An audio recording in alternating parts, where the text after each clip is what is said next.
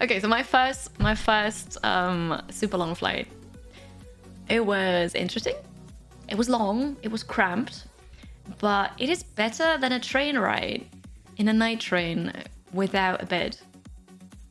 So flight greater train, I'd say. Also, you have a TV, and on my trip to Seattle, it worked. On my trip back, it was not amazing. Like, it didn't always work for whatever reason. I think it had to do with some faulty connections. So whenever there was rough wind, is that what you call it? Rough wind? Or the person sitting in front of me would, I don't know, move a lot in his chair, then the TV would not work or would work. So sometimes I couldn't press any buttons. If I managed to start a movie, the movie would play, but I couldn't press any buttons anymore. Turbulences.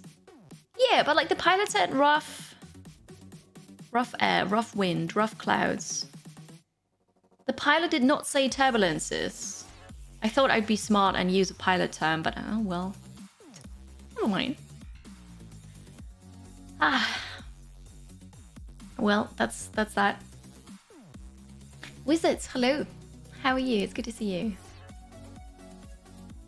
In mammal. Look what conversation I started. This is perfect.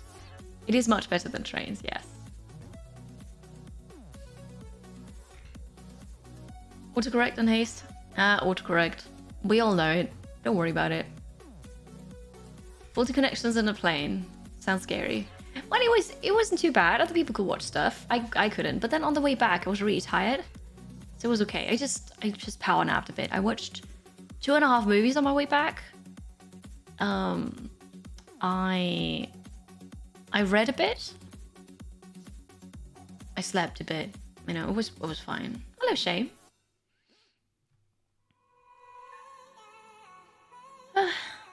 Better than TV. Better TV than the plane. Exactly right. If the TV doesn't work, who cares? If the plane doesn't work and I'm on it, I'd rather not be on it. Anyway. Teleporter, greater flight, greater train. I know. But I was asking chat, but nobody had invented the teleporter yet. So I, kind of had to take a plane. I'm not going to take a boat. In any case, flight was good. Flight was good. Oh, a new sub. Talk more about it soon. Solar Legends, thank you very much for gifting 2 subs to the community. Appreciate the support. Thank you very much for gifting to Endrayata and Shadowwise. I hope you have a great weekend. Thank you. Better forms of fast travel. I know, right? What can you do? Yesterday, before we actually start with the photos, yesterday maybe we should start with talking about jet lag, which is funny because I don't think I experienced it, but then I might have, because after coming back, I was tired, I was exhausted, and I went to bed at a reasonable time, so between, I don't know, 11 and 12, so 11 p.m, 12 a.m. And I slept so long. The first night I slept 9 hours, and then yesterday I slept 10 hours. 10 hours? I haven't slept 10 hours in years. So I think that might have been a sign of jet lag. I sleep at, Central European times, but I sleep so much longer, which is insane. It was good though. Apparently I needed it, because yesterday Mystery and I actually had plans to go to an aquarium. Because we thought, it's Saturday, we have time, let's do something. But we didn't set an alarm. We woke up at 10:30 in the morning, and it was basically too late already, because I had plans in the afternoon. So we skipped the aquarium. We're going to do that at some point. I slept for 10 hours. It's mental. But I think now it's okay again, because I only slept 7 hours last night. 7 hours. And I had a nightmare. I also had a nightmare the other night, but yeah, no, I think my brain is back to usual stupidity, nightmares, not sleeping long. I think jet lag is over. The fish zoo, exactly. 10 hours, like 10 hours of sleeping. How does that even happen? Bedtime for you. It's 4 a.m. Solar Legends, thank you very much for stopping by, for your support. Have a good night. Sweet dreams. You should try sleeping near the US East Coast. Garbage day, absolutely East Coast. It's in the middle of the night for you as well. Thank you so much though for popping in, for your support. During the week, I have better streams for you, better stream times for you. But thank you very much for stopping by. Have a great rest of your weekend.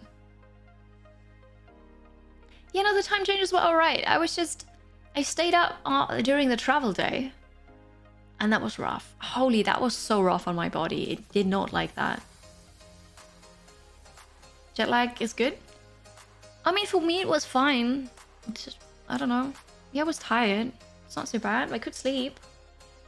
Hi, Lillian. The most you slept is 14 hours. Includes waking up, going back to sleep. Still, 14 hours is impressive. Wow. It happens when you stop thinking about stuff. Yeah, when you're so exhausted that you can't think about anything, that's the best sleep. Because then you don't have weird dreams, you don't have exhausting dreams, you don't have nightmares, you're just dead to the world. And also you probably sleep long unless you've got an alarm set. Yeah, that recently when you came back from the eye doctor of getting pupil widening eye drops, slept almost through the whole day, and then again well through the night. Yeah. No, I understand that. Sometimes your body just needs it, right? And if you've got time for it, why not? Hello, Sinister. PAX West is a gaming convention in the US, in Seattle. And I just came back from that this week. And I'm going to tell you all about it. After you got out of the hospital in 2020, you slept for 21 hours. Wow. It does make sense, though. You have trouble sleeping, so sometimes you'll get a huge amount of sleep, debts build up over time, and you'll just totally crash one day. Oh, interesting. I mean, I usually don't do that. I usually am very good with sleeping. Sleeping regularly and sleeping about 8 hours. Because I just need that. My body needs it. If I sleep less than 8 hours for a while, I get so grumpy and just groggy. Insomnia. Oh, I'm sorry to hear that. Ads are starting, by the way. And after the ads, we're going to actually jump into the photo show. And me telling you things, concrete things about the convention. Crash today. You slept 7 hours overnight. Then you recorded a podcast from 6 to 8. And you went back to bed for another 5 hours. Sure. I could not do that. Once I'm awake for at least half a day. Then I could go back to bed, but only for a power nap. I can't really sleep during the night, wake up for a bit, and then sleep again. That doesn't work. Like, my brain is too active. My brain needs time to get tired again. Is it still run by Penny Arcade? I don't know. I can't say. Does the nightmares mean you don't get good quality sleep? Usually, yeah. Usually. Tonight I dreamt of something, some kind of, apocalyptic event. The population went crazy, everybody fled. I was making phone calls, coordinating with my family, thinking about where to go, how to go there, and just looking out the window and seeing huge amounts of people just leave. It was crazy. It was also scary. And then thinking about, okay, what could we bring for food? What do we have? We don't really have much that we could bring.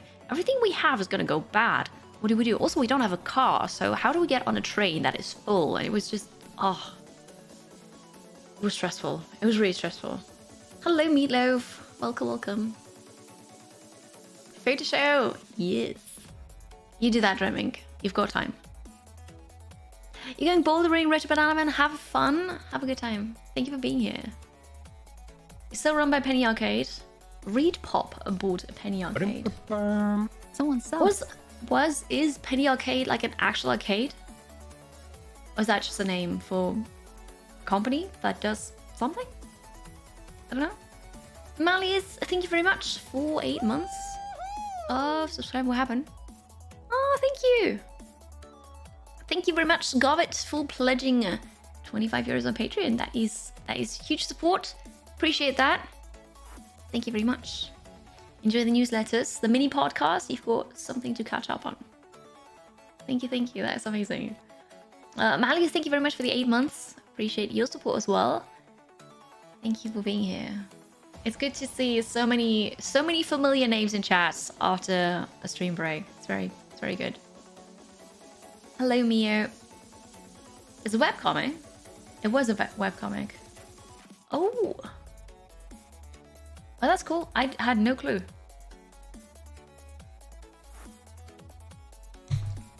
All right. So, that's over. Let's jump in. This goes here. And that goes over here. Penny Arcade Expo. That's what it is. So did it only start with showing off comics? Or was it always video games though?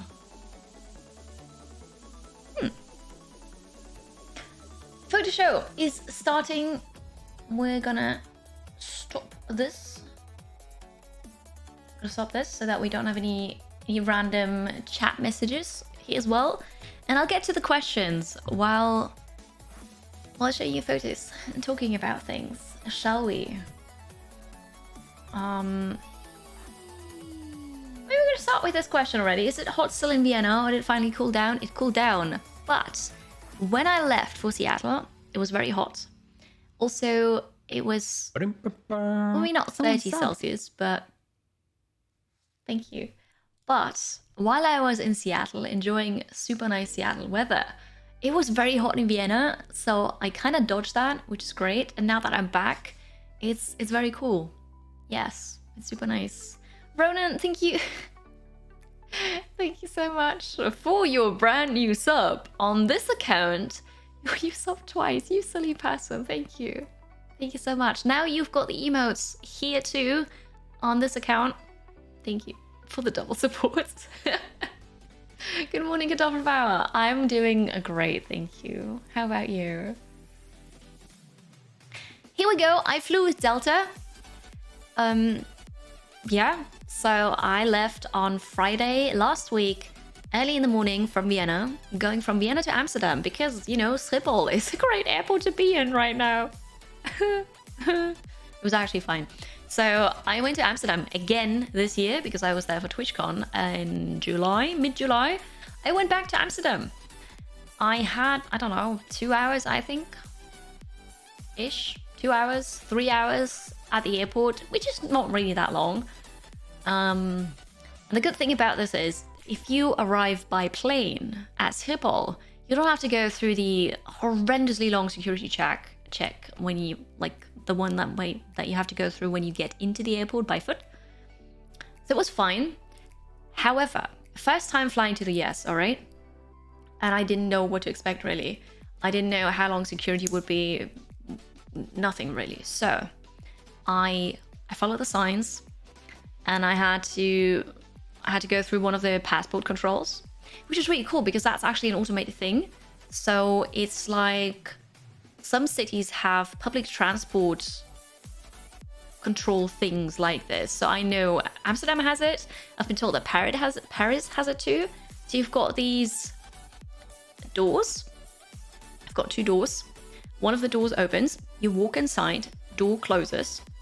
It's not a room, right? It's just, you know, there's a door so you just can't go through. And then you're standing in between 2 doors, and you have to put your passport face down on a thing, and then it gets pulled into the machine. The machine reads your passport, and then in front of you, you've got to watch into a monitor, I suppose, kind of. There's a ring light as well, and then that adjusts to your height to look for your face and takes a photo. And if that matches with your passport, you get your passport back, the second door opens, you go through. If something's wrong, if the camera doesn't see you, or I don't know what else, then you've got to wait there until a person actually looks at you or talks to you. And then some people had to go to one of the security people for reasons, but everything worked out with my passport. I could go through, but that was super cool. I really like that. And that didn't take long at all. Just had to wait, I don't know, 10 minutes maybe until it was my turn. So that was nice. Very sophisticated, yeah. London has... Oh yeah, right. London also has those door things. You swipe your ticket and then you go through. You heard people are even willing to queue for hours just to get into Schiphol. It is that good. I know, right? Luckily, I didn't have to do this time around. You had a perfect morning so far. You woke up early. You have 2 weeks off work before you. That's amazing. Enjoy your time off. Do you have any plans? What are you going to do? Also, that donut. Lovely. It's a good start into the day, isn't it? 10 minutes of your life lost. Not really, because I had to wait anyways for my flight, so it wasn't time lost at all. So that was the first passport control. Then I made my way to the gate. And shortly after I arrived, actually, it was 1 hour before the flight. 2 people already came by with like portable, I don't know, workstations, I suppose. And asked to see people's passports and boarding ticket already. So that was my second passport control. And then when boarding the flight, the third time my passport was checked, there were 3 passport checks in order to get on that plane to the US. It's like, it's still the same passport. I don't know why you're gonna see it again, but okay. And also, at the gate, when you want to board the plane, right? I scanned my ticket, my boarding pass, and they didn't actually let me go through. They told me to queue up at a different line because there were seating issues. And like, oh God, I don't have a seat on that plane. What am I gonna do? Someone is requesting papers. Here are mine. Papers, please. Carlo, thank you so much for 30 months already. Thank you for the support. Welcome back. I hope you have a great weekend. But yeah, people requested my papers a lot. But everything checked out.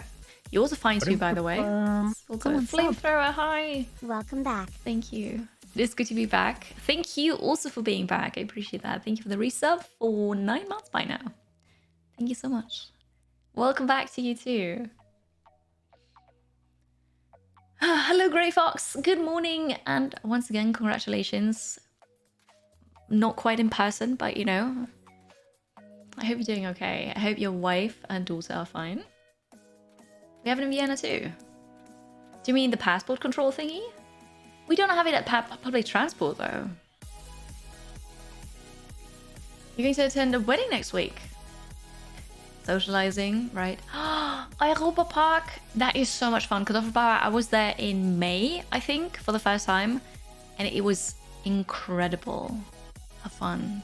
I'm slightly jealous now because Europa Park is amazing. I love that. Hi, Boo. What if it's a different Kiri?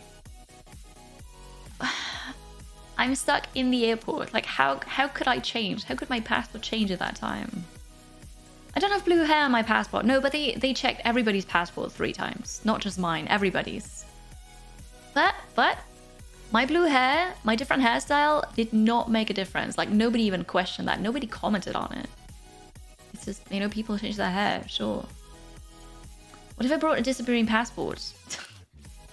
What if I lose my passport? Yeah, no, whatever. Someone sub. Woohoo breakfast time stream. It's fine. D. Hello, Raven Jaw. Breakfast, yes. I already started with it. Can you see that without me actually spilling it? I've got frittatensuppe again. Soup, very good. Breakfast, yes. Thank you very much for the Prime sub, spending it again. Appreciate that. Thank you for 9 months, and welcome back to you. Hope you have a good weekend. I think the first one is government. The second and third is Delta Airlines, making sure they don't have to send you back. Oh no, that's true. The first one was Amsterdam. And then it was Delta twice, yes. And then in the US, my passport got checked too. But whatever. It was fine. I had time. What if I suddenly turned into Dark Kiri? I don't think Dark Kiri needs her own passport. You're visiting Europa Park every year. It's an hour drive from your place. That is so cool. I love that. I wish I could do the same, but it's a bit of a longer journey for me. You got a video of your little one. You wanted to bite in your mobile. So sweet, your alien mini fox. No, I understand. Soon you get to see her again, right? And then just don't bite into things, but enjoy it. Enjoy it.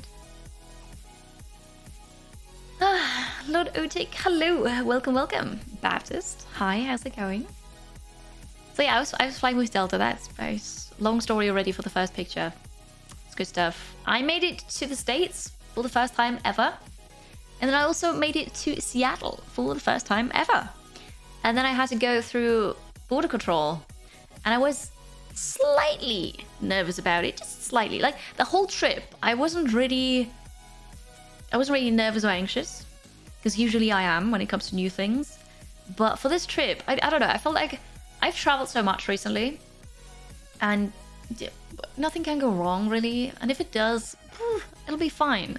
So I was okay. The only thing that really stressed me out was getting a taxi, because I have social anxiety, and getting an Uber. Those things stressed me out so much. But the border control, it was just a bit odd, because I recently played Papers, Please, and I did not play it in a friendly way. So I was slightly concerned about what that's going to be like, kind of being in the game. But it was fine. They just asked me the standard questions of, where are you coming from? What are you doing here? How long do you intend to stay? Where are you going to stay? Do you have any money with you? Do you bring anything else with you that you're supposed to? And then just, easy questions. I've answered that, and they just let me through. They had to take my fingerprints, though, because they take fingerprints of everybody and photos. And at the airport in Seattle, in order to take pictures, they've got a Logitech webcam. They have the default streamer webcam at the airport for taking pictures of people. It is so funny. It's really funny. Animal smuggling. I don't do that. I didn't even bring the platypus, so no. Hello, Nightmorphus. It's good to see you. Welcome in. No more travel for the rest of the year. No more international travel for the rest of the year. Although,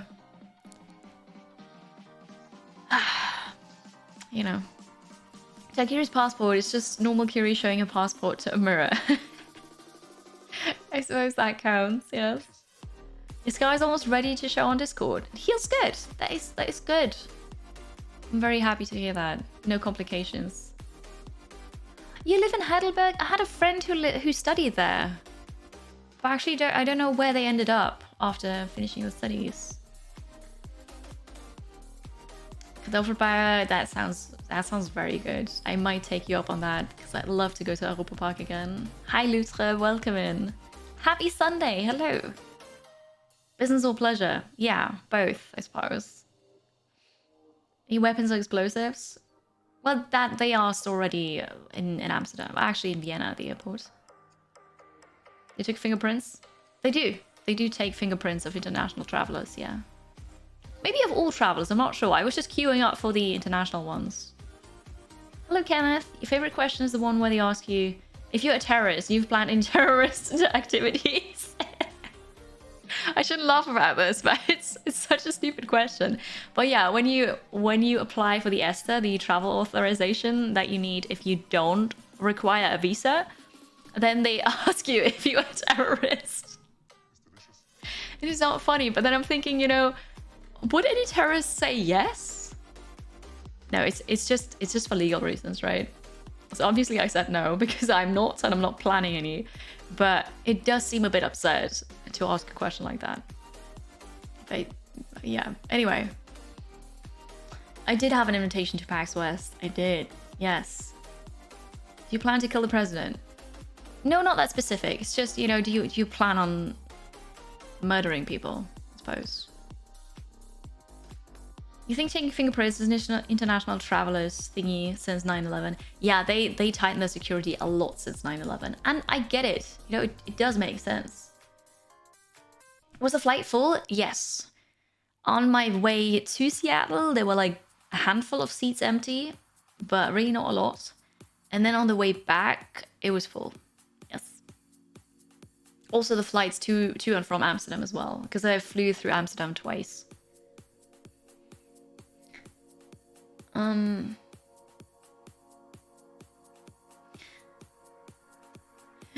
Just quickly, because that's a question to my watch. Can I control it with my voice? I cannot. No. I think I've got like, I don't know, like a Google or something thing. I just don't use that at all. So I think I can control the watch as much as I control my phone with voice commands, but I don't do that. So I cannot. No.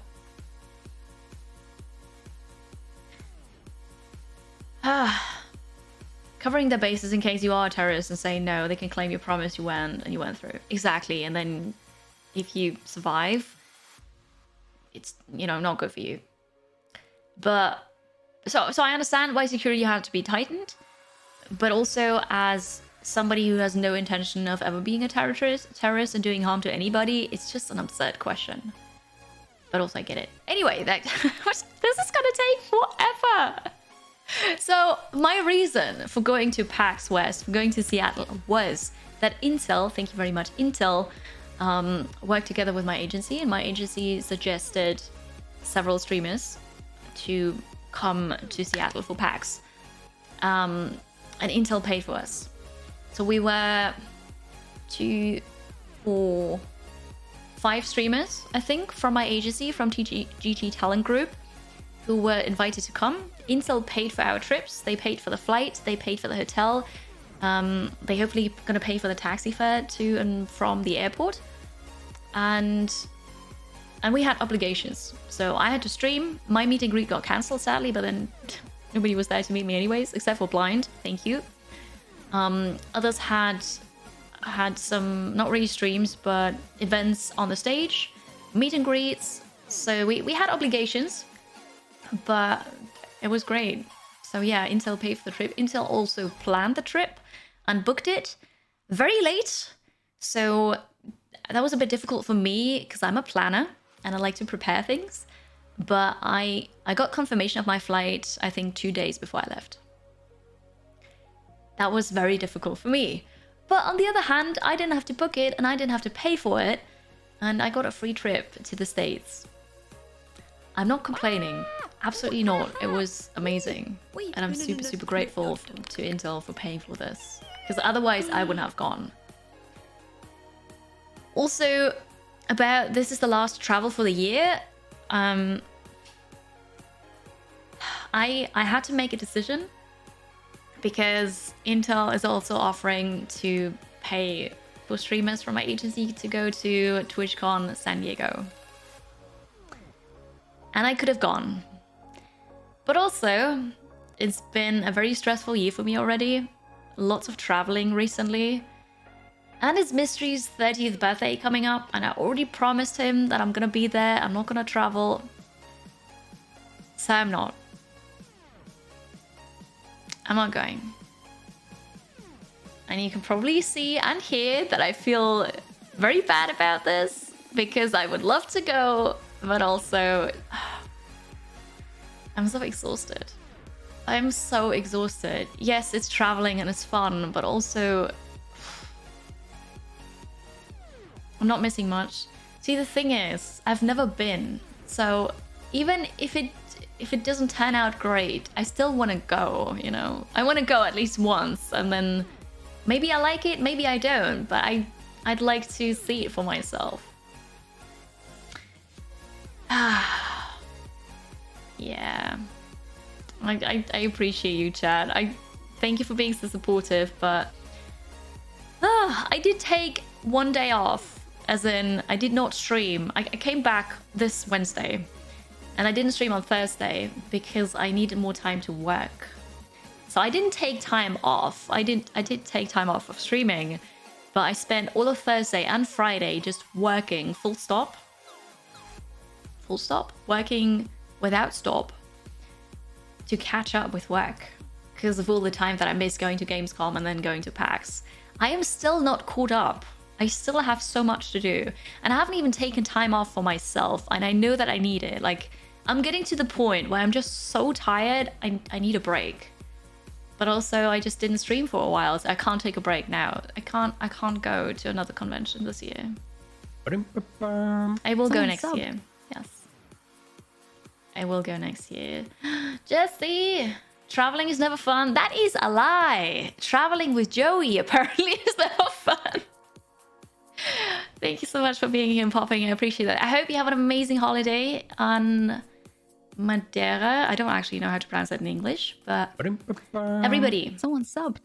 I know a lot of you understand German, so I can highly recommend Jesse Rocks here for you. He's a great Diablo streamer, or let's say action RPG streamer, mostly known for Diablo, but during, you know, when Lost Ark came out, he also played Lost Ark and so on.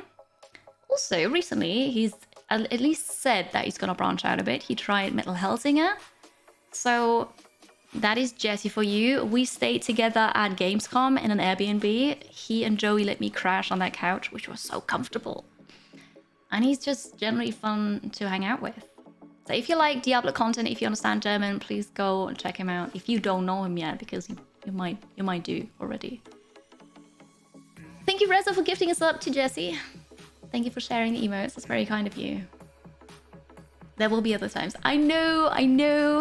I'm also a fan of sleep. I'm gonna go to San Diego next year, but still, it's kind of sad to decline an opportunity for paid travel again. I'll get over it. I'll be fine. I'm not gonna go as far as a burnout, but yeah. Welcome back. It seems like your days off over the weekend were good, so that's awesome. Nice to have you back, you big goofball. My days off? What is that? Oh, Nick, ever the jokester. Ever the jokester.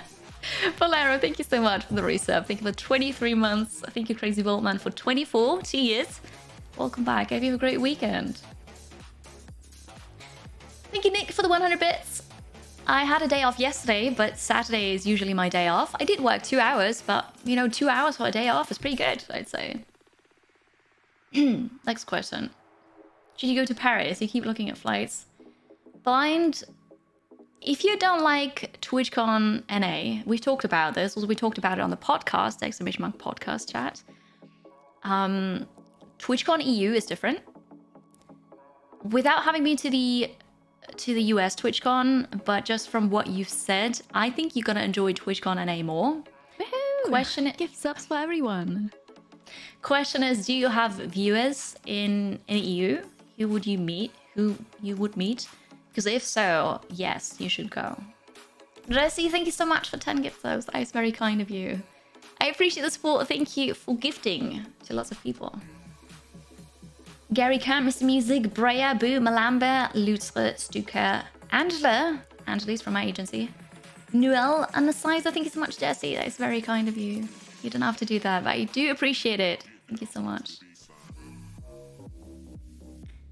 Podcast. Did the bot... Wait, did the bot not... Oh, no, it did. It did. All good. Perfect. Freckle Rock. You saw that I hang out with a Dwarf Fortress guy? That would be blind. I didn't actually hang out with Tarn Adams, which is a shame. Because I was supposed to say hi to him from a friend. But I didn't get to meet him. So, you know, sad times. Jalisco, hello, how are you?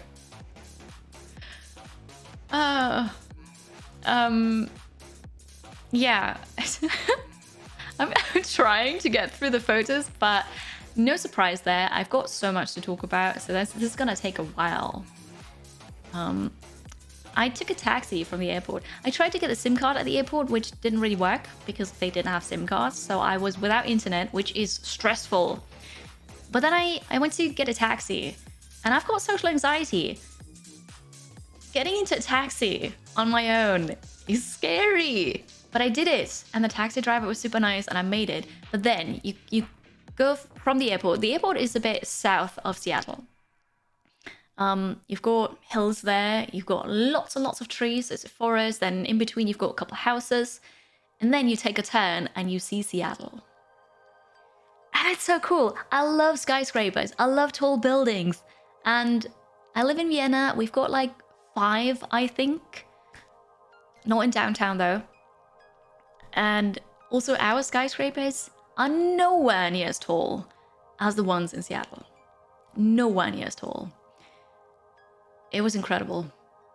Absolutely incredible. Like half of my photos, I think, are from just pictures of buildings.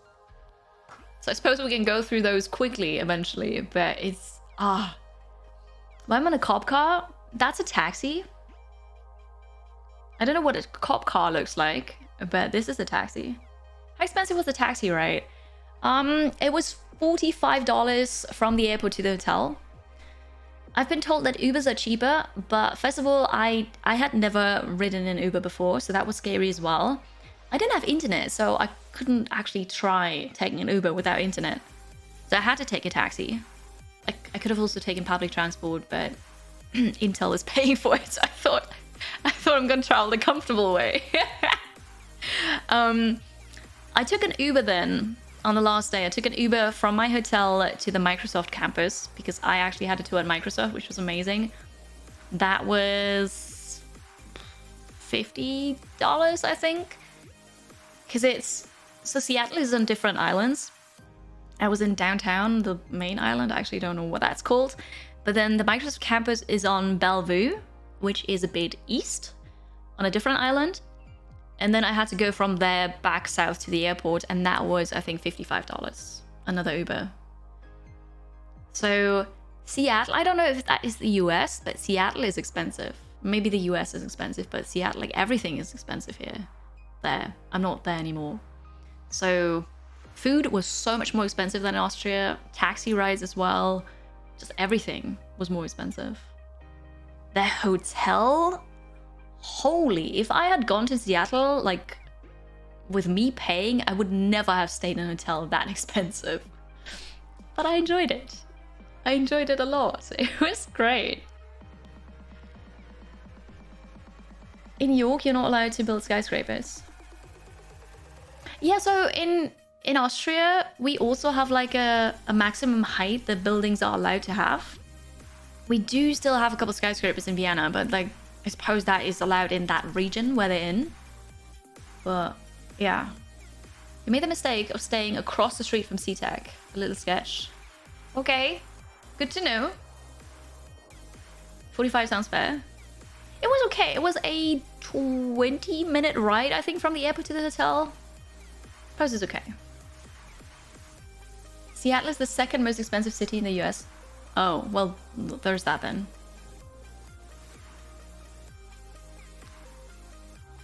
The West Coast is more expensive. All right. Yeah, what's the... Oh, San Francisco is the most expensive one? Fair enough. Might have gotten lucky with a late hotel switch. It was definitely an upgrade. Yeah, no, it was an upgrade because that was a 4-star hotel. Anyways, buildings. My hotel. So I stayed in the Westin Seattle, which is a Marriott hotel. It had a bathtub. The bathtub here looks very broad. It wasn't. It was just a normal bathtub, but I don't know, something went wrong here with the perspective apparently, but a bathtub. And I don't have a bathtub at home. So it was amazing. I took 2 baths just to chill and relax. A sitting bathtub? No, it was a normal one. It's just perspective was a bit wonky here. It was a nice hotel. Right, blind actually was in my room. Looks very shallow. It wasn't. It's the perspective. So I could lie in that bathtub. And I did. That's the rest of the bathroom. So it was, you know, fancy looking. And then I had a huge room. I had a huge room with a king-size bed, which was way too big for me, and view on the city. The lens distortion, yes. Yes, it was. So that was my bedroom, or my room, really. It is a huge room. I'm used to bedroom or like hotel rooms that have the bed, a wardrobe, and then, you know, space for the suitcase on the ground, and that's it. Usually. But it's a huge room. Starfishing on a king-size bed. Oops, I don't need it. I really don't need it. Do you ever get scared of a skyscraper going to fall down? No, absolutely not. It's really funny because I'm afraid of heights, but only if I'm outside. If I'm inside a building, I trust that building completely. And that was my view, chat. I was on the 31st floor of a skyscraper in downtown Seattle, and I loved it. I came into this room and I was like, mind-blowing, absolutely mind-blowing. Just look at this. It was so cool. And this here is the sky bridge of the convention center. So this was the convention center. It was just a couple blocks down. Up. Up. Was I looking down? No, down. This is south. This is actually looking south. So confused. Okay, I've got just to tell you something somewhat embarrassing. I am a city person. I grew up in a big city. I thought I can orient myself in a city. Turns out, as a European, I cannot orient myself in a US city because all the streets, most of the streets, are in a right angle towards each other. They are numbered, so you've got streets that are just numbered, so this is the first, the second, the third, and so on, and then you have the other streets that have names. But if you look at a map, also with the skyscrapers, the GPS bounces off the skyscrapers, I've been told, and you can actually see yourself jumping around on Google Maps. So you don't really know where you are. And then if you look at it, it just all looks the same because you've got right angles, and then you've got high buildings, so you also don't really see where the sun is. I got lost so many times. Not really lost, right? But I just started walking because I was certain I have to go in this direction. And I walk and I realize, nope, that's not it. I gotta turn around again. And I walked the wrong direction so many times because I don't know how it works. It's so stupid. I had time though. But yeah, no. I'm good in European cities. US cities, I'm just lost apparently. Hi, Lope and Talker. View is nothing for you because you're a country potato. You can't stand big cities. Fair enough. No, for me, this is heaven. I loved it. I loved it so much. Hello, I. You don't trust stairs. You once had a dream that a staircase crumbled under you. How do you live without... I mean, do you still walk on stairs even though you don't trust them? Hello, Pastor. Good morning. Happy weekend.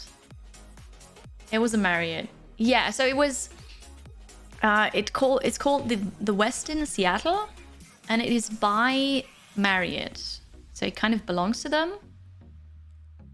You had a Marriott Hotel back at BlizzCon. $500 a night. Holy. Yeah, so we had... my hotel was $316 a night. Not as quite expensive as yours, but $316 a night. No breakfast as well. That's insane. Like, that's not necessary, but I'm not complaining because I absolutely loved it. But it was expensive. I never would have stayed in a hotel that expensive otherwise. Here discovers the joy of grid-based streets. Yeah, I don't think it's a joy, you know? Anyway. West is the ocean, but I didn't know where West was. I got turned around so much. Anyway. This is why Vancouver is better. Because all inside of mountains, you can't get lost.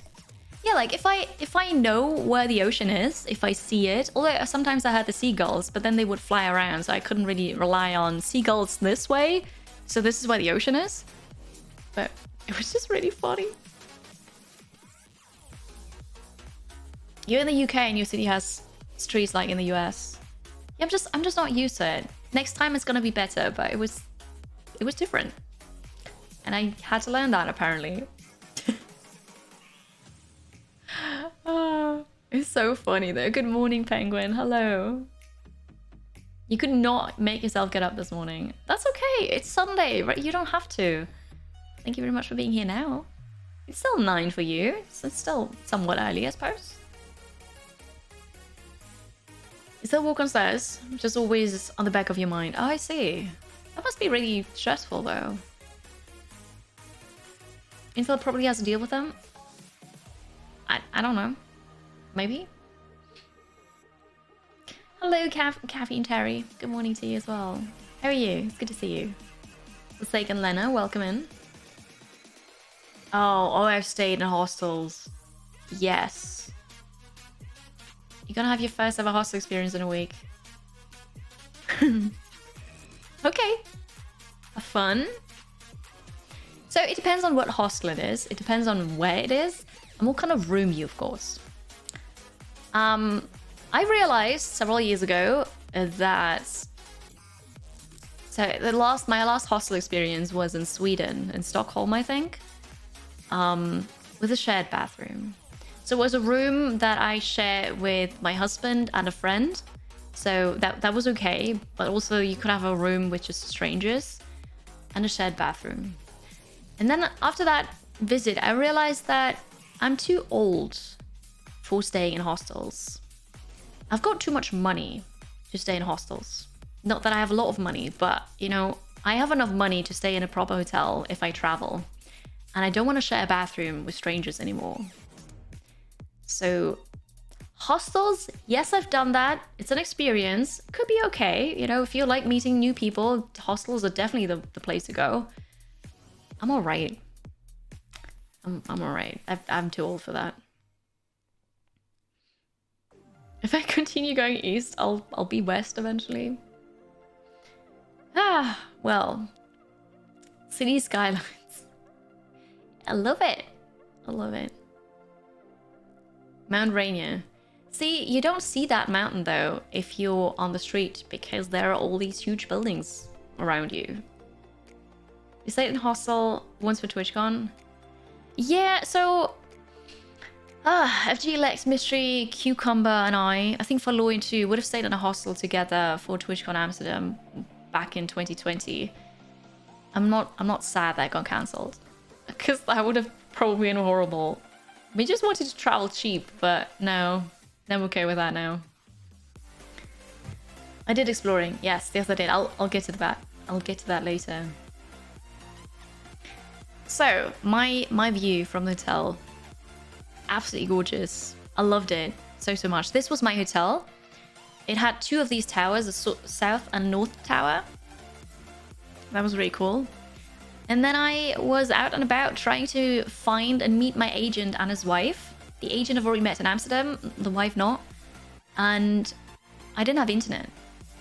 So that was fun because in a typical American fashion, they told me, you know, meet us at 4th and Olive. I'm just going to say something now. Meet at those streets. So from just living on the internet, I knew that meant those streets are crossing and we're going to meet at that corner. So I went to that corner and then I just stood there because I didn't find them. And I couldn't ask them where exactly they were. And also they didn't come out to meet me at the corner. They were actually sitting in a hotel bar. So after wandering around for a bit, I just started creepily looking into windows of buildings to try to find them. Eventually I found them, but holy moly, going somewhere new, trying to meet somebody without the internet, it is difficult. I know people did that before the internet, before smartphones were a thing, but I couldn't call them. I couldn't text them. I couldn't contact them at all. I could have just gone back to my hotel, used the Wi-Fi there, and then asked them, hey, I was just there. I didn't see you. So eventually I found them, but that was very stressful. But it was also cool because I got to meet them. And look at this. Look at this. Does that do anything for you? Or is it just ew, city, skyscrapers? Ooh. You used to do it on mobile phones when a thing. Oh, I know, of course. That's how you did it, right? But it's still scary. Why were they sitting inside? Yeah. The thing is, she texted me that, but I didn't get that text anymore because I had already left the hotel, so I didn't have internet to receive that message. I did find them. Yes, it was okay. What of Ronan? Are you kidding me? Thank you so much for that sub. 3 times the charm, I suppose. Thank you. You silly. Thank you very much for the additional support. It's very kind of you. It's also silly, but it's very kind of you. Thank you.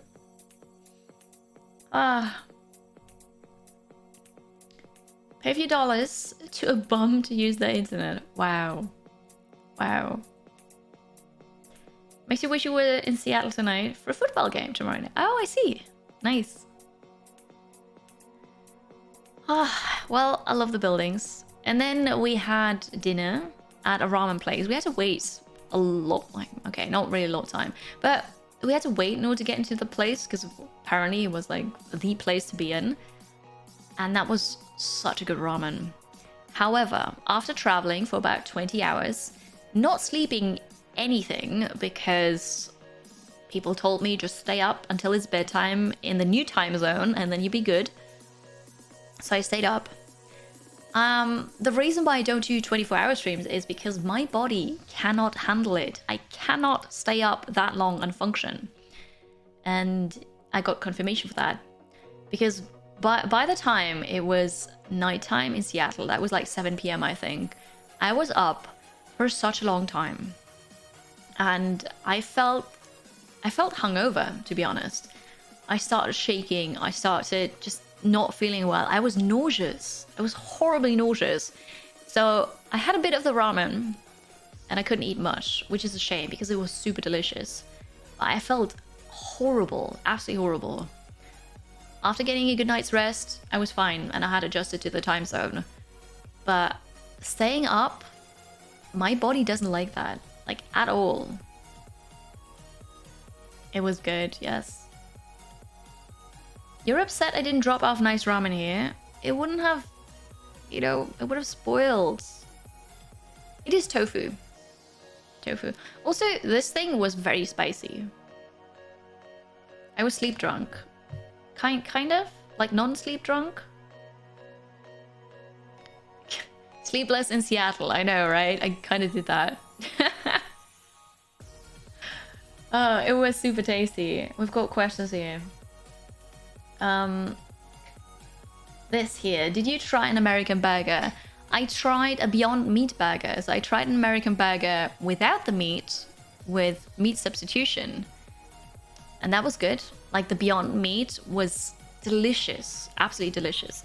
However, so that was a burger at the convention, so it was absolutely overpriced. People who said that everything in the US is so sweet, they are correct. I now know as well that everything is super sweet and it's absolutely unnecessary. So the burger bun was just sugar. Sugar in bread form. It was like, why is this burger so sweet? That doesn't make any sense. So the Beyond Meat was amazing. The burger bun was very sweet, not to my liking. And the weird thing is, I got a cheeseburger, but then you have to take the condiments extra. And I like, why? Why is the cheeseburger not done? Like there was nothing in there except for the patty and the cheese. There's no onion, there is no pickle, no ketchup, no nothing. So that was really odd to me. So you have to get the burger and then you have to get the condiments. Then you need to open the burger and put everything inside that you want. And then just what? What? Maybe that was just a convention thing, I'm not sure. But it was strange to me. But a lot of things were strange to me that are just typical American, I suppose. Or like US American. Beyond Meat burgers are great. They are. We have them here too, I just never tried one. But I do like trying vegan options, or like at least vegetarian options. Yeah. You like Japanese type food? What are those things that look like eggs? You love those. Eggs. They're eggs. Hello, Squig Hopper. Happy Sunday. I hope you're well. Your favorite ramen place? Soon, hopefully, Grey Fox.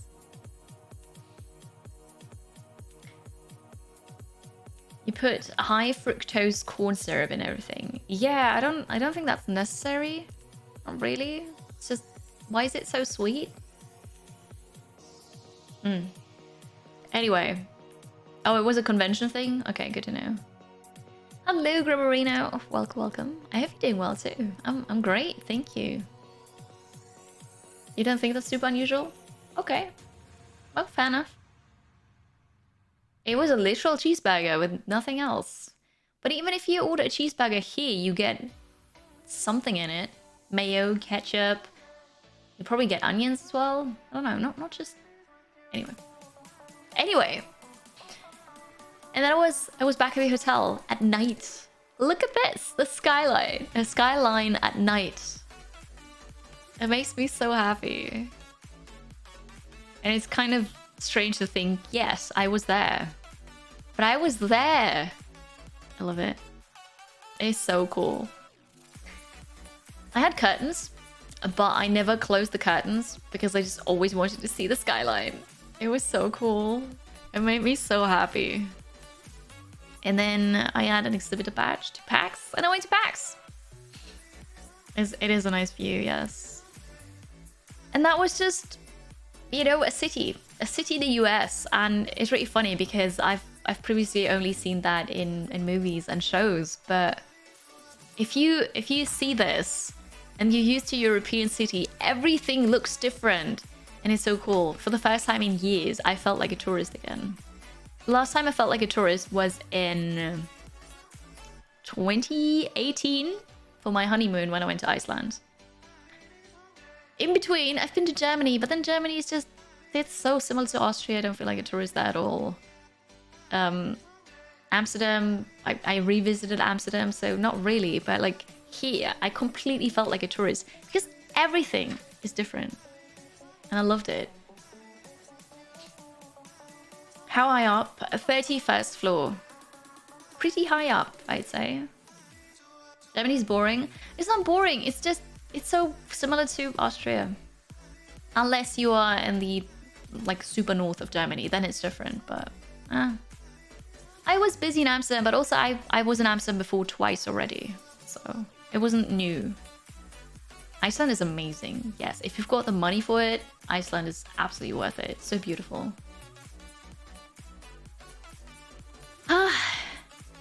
Have I mentioned skyscrapers are amazing? I have lots of photos of them. Or just cool buildings, because, you know. The sky bridge of the convention center. Here we are. And then inside, I had the exhibitor badge, so I could actually enter the convention before it opened, which was really nice, because there were not a lot of people there at that point. Also, once more, there was a mask mandate, so people had to wear a mask inside, and they were very strict about it. And also, you needed either proof of vaccination or a negative COVID test, which I think was amazing. That is definitely the way to go currently. I'm still salty that Gamescom didn't have any of this, but PAX did it right. Money, you don't have that stuff. Iceland is very expensive, sadly. Was it quiet up there? Still street noise and sirens and stuff. The only street noise I heard was sirens, yes, from police or ambulances. And that happened a lot. There was lots of sirens, but not normal car noise, no. Hi Walrus, it's good to see you again, hello. Do those hotel rooms provide parachutes in case you need to exit out the window? No. No, they don't. Also, you can't open the window. So if you need to exit in case of an emergency, you have to take the stairs. Is it Washington State thing? Do you mean the skyscrapers or what exactly? I have to go on the dance mats near where I was streaming from. I didn't have to, no. Also, I didn't. I would have liked to try it, but I don't want people looking at me while trying it. So I've never tried that. Just don't want anybody to see me. Oh, the mask thing. Oh, yeah, right. No, I think that's amazing. Because I didn't get ill.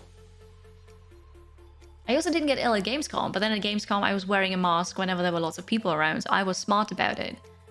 But I got ill after Level Up in July. I got ill with COVID after TwitchCon. So masks at conventions, you don't get ill. Probably. Some people still do, but like chances of getting ill are very, very minimal. And I like that. I don't like getting ill. It's that easy, right? Seattle is so quiet to you as a big city? So I don't want to offend anybody. US Americans are loud. in comparison to Europeans. Whenever I was with a group of people that included Americans, I felt like they were talking so loudly. And if we were in Vienna, I would tell everybody to just be quiet. But seeing as I was in their country, obviously I didn't say anything because nobody said anything, so I thought it was okay. But I felt very uncomfortable because for me, people were just way too loud. It was interesting. Very interesting. Like, if you talk that loudly in Austria, I'm gonna tell you to be quiet. Not sick is good. Yeah. Masks don't protect you. It protects others. Oh yeah, no, absolutely. But if everybody wears a mask, then I am protected too. Of course, the mask protects. You know, if you are ill, then usually it can't get out, right? You don't spread it that much if you wear your mask correctly. But then if everybody wears a mask, it's brilliant, actually. It's really brilliant. It's cultural. Oh, absolutely, absolutely. And I'm not judging. I just don't want to offend anybody. It's just that there is a huge cultural difference between Europe, Austria, and the US. And it's just, people there are super loud to me. When everybody else is loud, you have to be loud too. Oh, no, absolutely. Especially at a convention. Everybody's loud at convention because you want to talk, right? But even outside a convention, it's just out on the street. I'm like, oh God, don't talk so loudly. People are looking. People were not looking though because everybody's talking loudly. It's just, you know. Talk quietly around Kiri. Yes. No, they don't. I mean, some have impaired hearing, but no, that's not it. It's just a cultural difference. That's it. That's it. Anyway, so convention, good stuff there. There were really cool booths. However, going to PAX West after Gamescom, it was small. It was small. However, then Blind told me that it was actually smaller than the previous PAXs. PAXs. I just made a plural out of that. So the indie area was sadly much smaller, but in general, it was just way smaller than Gamescom. It was still good though, and they had really cool booths. Like Larian had an amazing castle there, and a cool statue, which was really nice. If people out, you German-speaking countries can't do your favorite thing, work. Stereotypes. But there is always truth in that. I'm becoming a convention snob already. No, I'm not. Perfect Red Wing. Yeah, no, that I appreciate that. Tiny Built was there with a carnival. That was really funny. And then a couple indie games. Remember Floppy Nights? I played Floppy Nights before. Cool stuff. I didn't really play anything, but I walked around, I looked at it. Seeing Tinykin here again actually made me play it at home because I already had a key for it. So I put that up on YouTube. There's a couple of YouTube exclusive videos, by the way. Then Mind Flayers, and we're wondering why I was loud there. I'm not sure what a Mind Flayer does. Everybody's loud at a football game. Usually, yeah. Otherwise you'd think people don't enjoy it, right? I know, I've also heard that PAX is really great for indie games. And there were indie games, but not that many. Was sad. You love Larian games since Divinity? Yeah. I'm really looking forward to Baldur's Gate. Can't wait. I hope it's gonna be good.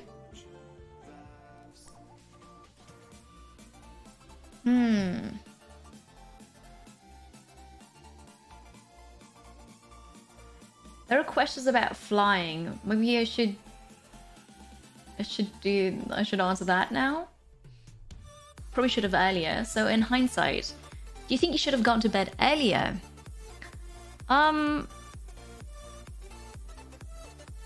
Yeah. That would have been the smart thing. Not going to dinner with the agency would have been a smart thing, and just going to bed at the hotel. However, I didn't want to miss the dinner. So But yeah, I felt very uncomfortable and nauseous. Okay, Reza, I need some explaining. Did I what while flying? Sorry, what do you mean? Did I eat? Okay. Okay.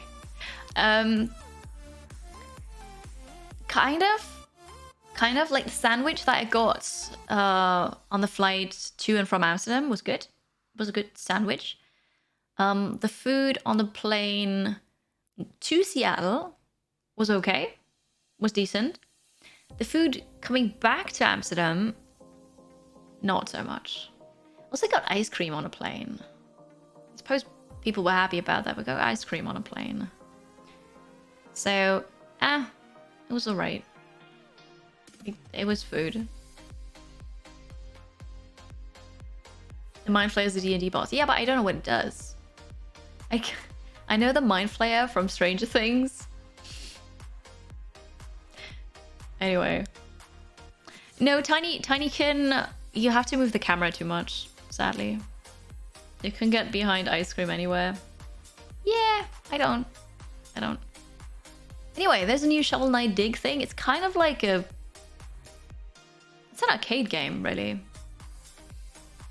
Pokemon was there. Intel was there because Intel paid for me to be there. So that was really cool. And then there were lots of photo ops where you just go up there, take a picture. It was nice. Splatoon had an incredible booth. It was huge. It was very on brand. That looked really nice. Also a game that I can't play. Mind Flayers are not fun. Noted. Elden Ring photo op. This is Dreads, by the way. Dreads is also from my agency. He's a Hearthstone streamer. And super nice. He went with me to the gym. Because I've never been to the gym before, but our hotel had one. So we went to the gym and he showed me around, told me how to use machines. That was really fun. I thought Intel paid you to go there, so you didn't have to go themselves. No, Intel was there too. And that's the convention center, which looked also really nice. Inside and outside. It was just cool. There was a huge area for D&D stuff. Like, so many dice. I've never seen so many dice in one space before. There was a huge tabletop area as well, and lots of merch. Really cool stuff. This was all Magic the Gathering. Huge area just for that. So, while Gamescom is just bigger and has more video games and also just a bigger business area because there is a business area, PAX had panels. Also, PAX had a huge board game area, which Gamescom completely lacks. So Gamescom, just video games. PAX, also board games, which is nice. Hello, Cincinnati. Good morning. Welcome, welcome. The dice stalls. It was so incredible. They looked amazing. Hello, Drongo. It is good to see you. Welcome, welcome. I hope you're well and enjoying your weekend. I don't really play tabletop games now. I find myself not wanting to. Every now and then, when we're friends and they want to play tabletop games, I play tabletop games. I probably enjoy them too, but I just don't want to do something else with my time. I'd rather just sit there and chat with my friends instead of playing tabletop games. I don't know what it is, but I don't know. It's not quite for me. At GameStop there was one board game. Oh really? Must have missed that. One board game. Wow. Hello, Crazy Wolfman. It's good to see you. Oh, sorry. You have steampunk dice. What do steampunk dice look like? Is it gears? This was my fish tank. I lived in that fish tank. No, I don't. Not really, but I streamed from there. It was really cool. It was a nice setup, but it didn't have a roof, so it was really loud in there. And also, I had to stream with my mask because it didn't have a roof, which was a bit difficult. And audio was not good. Let's just say not good. talking. You just rather stare silently at cards plotting to ruin your friends. Oh, fair enough. Why not? Yeah. See, the thing is, I was the first person on both days that I was streaming, so it was absolutely perfect for me. Yes. That was APC to show off. You probably saw that. It was my going live selfie. And this is somebody else in there, but I just thought I'll take a picture from the outside as well. So there was a monitor showing what I was playing, really. That was mirrored. But yeah, people could just walk past, walk up, look at me in there, wave at me in there. So it was funny. Streamer Zoo. It kind of was. Yes. Okay. I was talking about cultural differences before, right? So this is a toilet from the US. And it's really funny because I had never seen a toilet like this before. It was really funny. If people tip on the glass. I think only one child was knocking at the glass. Other than that, people just walked past. People were looking at it. People were waving. Lots of people walked past taking pictures or filming. But yeah, it's convention specific. Yeah, so Blind told me that this is usual for public restrooms, and at the convention center it's kind of public. So it was really funny because the first time I saw it was actually at the airport, and I was so confused. Like, why is there a gap? Why is there a gap? What's up with this? And then also, I mean, this was an automatic one that flushed automatically, but at the airport it had like a teeny tiny piece of metal going sideways here. And it took a while for me to figure out that this is how I flush, because I was standing in front of the toilet and I just didn't know how to flush. Because toilets in Europe look differently. It was really funny.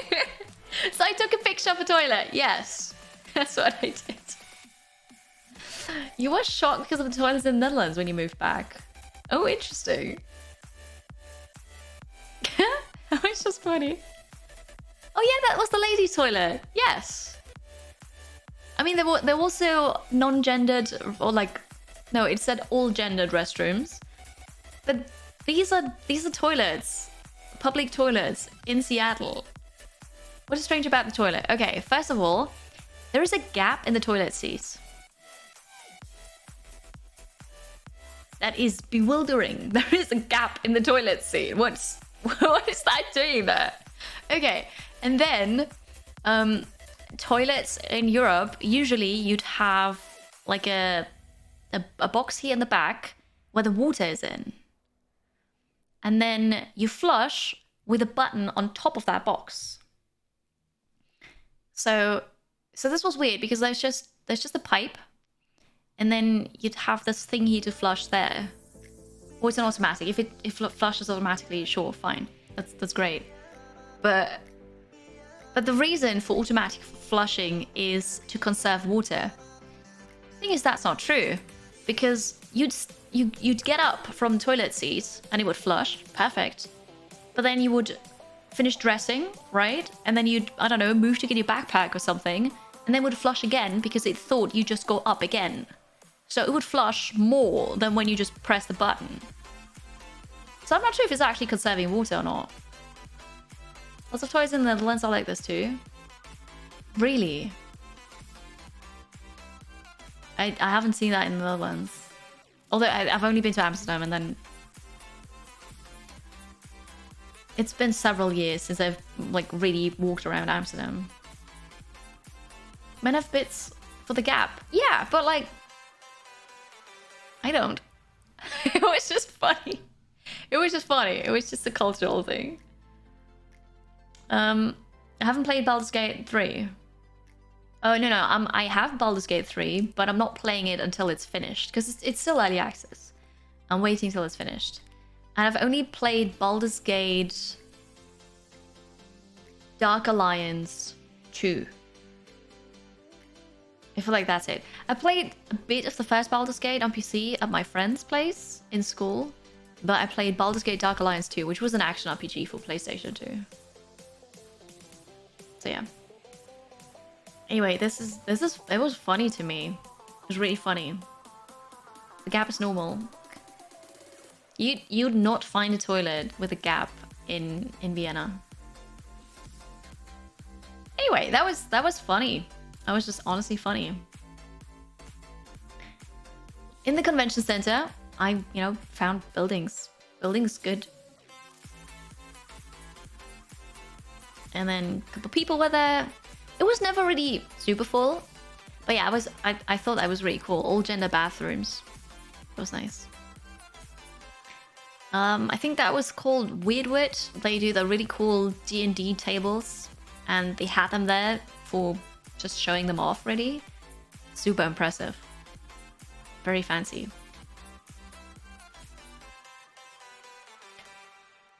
Can we find Kirin Architect Simulator?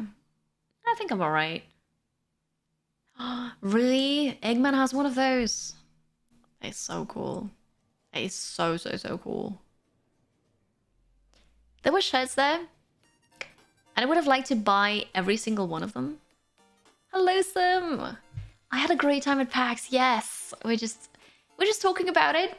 And I took a lot of pictures. But I had a great time, yes. Hello, welcome in! I hope you have a great weekend. So good to see you. That was my first time in the US. And there were cultural differences, so we just talked about a toilet. But yeah, no, my time in Seattle and also at PAX was great. I enjoyed it so much. There were cool shirts like, I'm not procrastinating, I'm doing side quests, or I might need this later. Cool stuff. I didn't buy a shirt though, because I've got so many, shirts with prints. I'm good. Devolver Digital also had a really great booth. Like, there were so many well-planned booths, I'd say. Also, well-planned. Everywhere, around every booth, you had markers on the floor telling you where to go. As in, I mean, this is supposed to say exit, but people were queuing up to play games, obviously. And there were arrows and there was start everywhere. And then it said, queue up for the demo here, or this is the maximum amount of people who can queue up here. And that is great. I've never seen that before in any convention. That was just good. What I didn't like though was the whole room had carpet.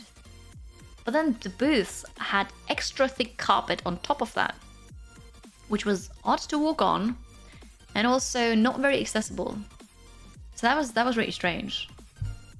PAX always has floor markers. It is amazing. It's Someone subbed. It's so simple, but it's really helpful. I do like that a lot. Gender neutral toilets are perfect. I think that's a great idea because it's needed, right? Because then you don't identify as female, you don't identify as male, or you do, but you don't have the parts for it, and then other people might get mad at you. So neutral, like unisex bathrooms, perfect. Mubara, hello. Thank you very much for the resub. Thank you for 25 months. I hope you're doing well today. Carpet on carpet on carpet. Yeah. Was that thick that impeded people's mobility? Well, I don't know how easy it would have been to navigate with a wheelchair. For walking, I suppose it's fine. I didn't see anybody with crutches, but like with a wheelchair and thick carpet, I don't know. I suppose it works, but it's not necessary, is it? Dead Cells was there with a cool booth as well. A truck. I don't know, Goat Simulator 3. I learned from listening to the Halcyon podcast, by the way, that there was a goat simulator. But no Goat Simulator 2. And now there's going to be a third one. I wasn't aware of that. You used to push your friend Motora around PAX in a wheelchair and you never had issues. Carpet is to save the ankles of the people working the booth. Okay, fair enough. I just... Save the ankles. Actually, I suppose that makes sense because when I use my desk as a standing desk, I also have a mat on the floor. It does make sense. Good to know. Good to know.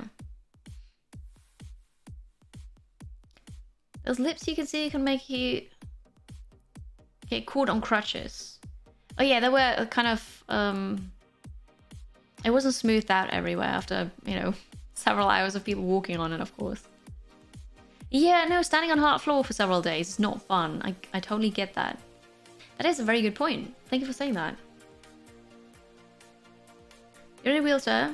You need 10 centimeters of thick carpet to stop you. Thank you for sharing that, Frostpaw. I honestly had no clue. I just thought it's not as easy to navigate then if you've got a very thick carpet, but then it's not 10 centimeters thick, so that is good to know. Awesome.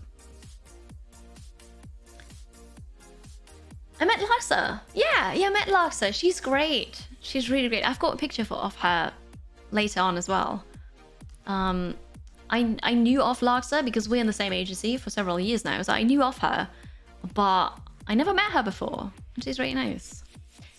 The Sega booth, as always, and I knew one of the developers from Humankind, but I got to meet more, and also Endless Dungeon. And it was really nice. I've got a very wholesome story to tell. So first of all, Blind and I went up to Endless Dungeon, and I explained Endless Dungeon to Blind. And then the booth wasn't very busy, so one of the developers came over and asked if we wanted to try it, if we wanted to play it. And then I said, no, I already have access to the VIP build, thank you. And I felt very good about myself, to be honest. But then the developer was super happy. He's like, oh, really? You have access already? And we got to talking. And I introduced myself, and then he recognized my name, and he was really happy about meeting me, because usually he never gets to meet streamers, because as a developer you're just at the office working, right? So he's heard of me because Humankind, and we chat a lot. It was really nice. But then also I talked to the people at Humankind. Then we left again. But then somebody called after me and basically asked me to come back to the booth because there was another developer who was very shy but wanted to meet me. So I went back and met this other developer, and we took pictures. It was really nice, and she was flustered. And it felt so amazing to just, I don't know. I felt good. It was very nice. And she was super sweet. Famous Kiri. I mean, not a single viewer recognized me, but then I don't think anybody who was there actually watches me. But developers, publishers, companies, they know me, yeah.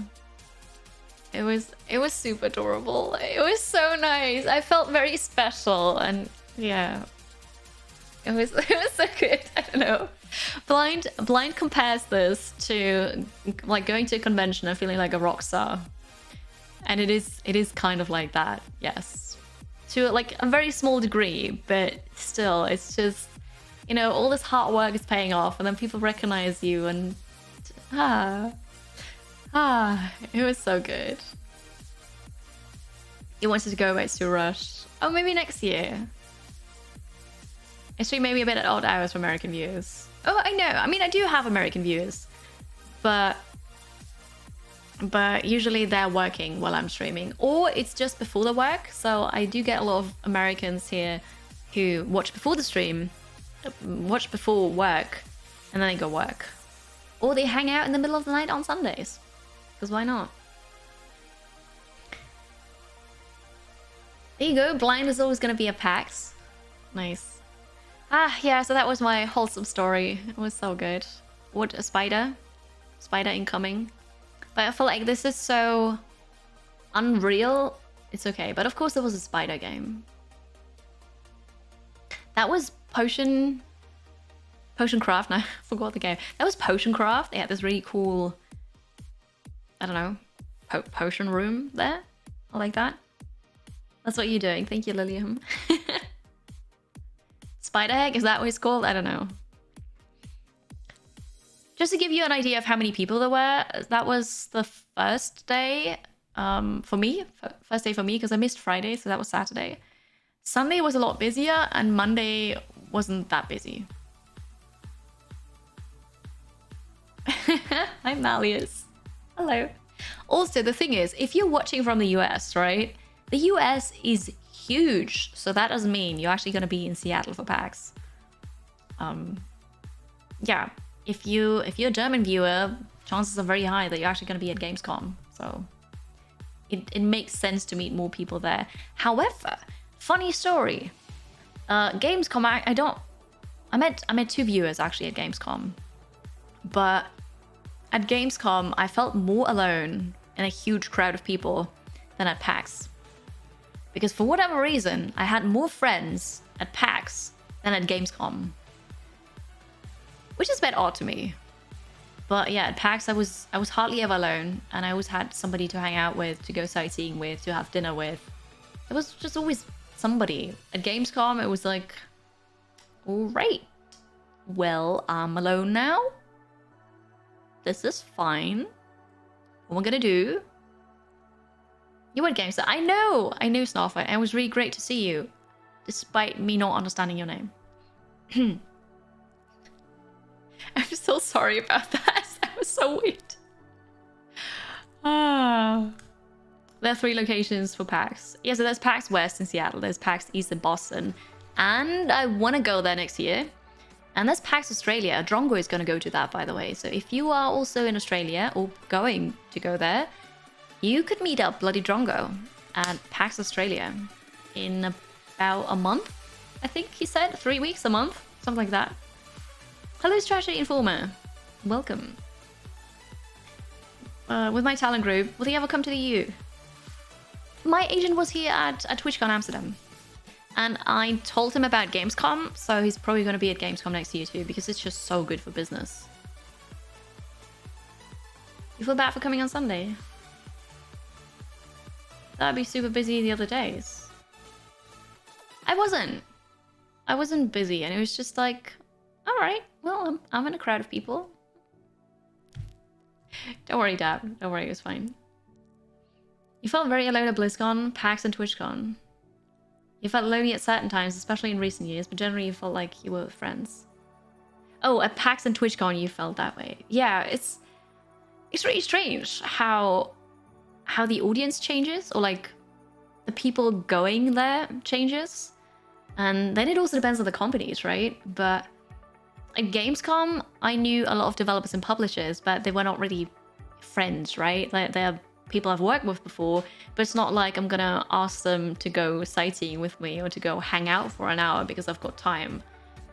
But at PAX, I actually have friends, and it's just, you know, I hang out with Andy from Relic Entertainment a lot, and we went sightseeing and had dinner together. That was really nice. And then Blind, of course. You should apply for a media badge for PAX East. You should definitely. Mostly your fault, because you really don't like speaking loudly.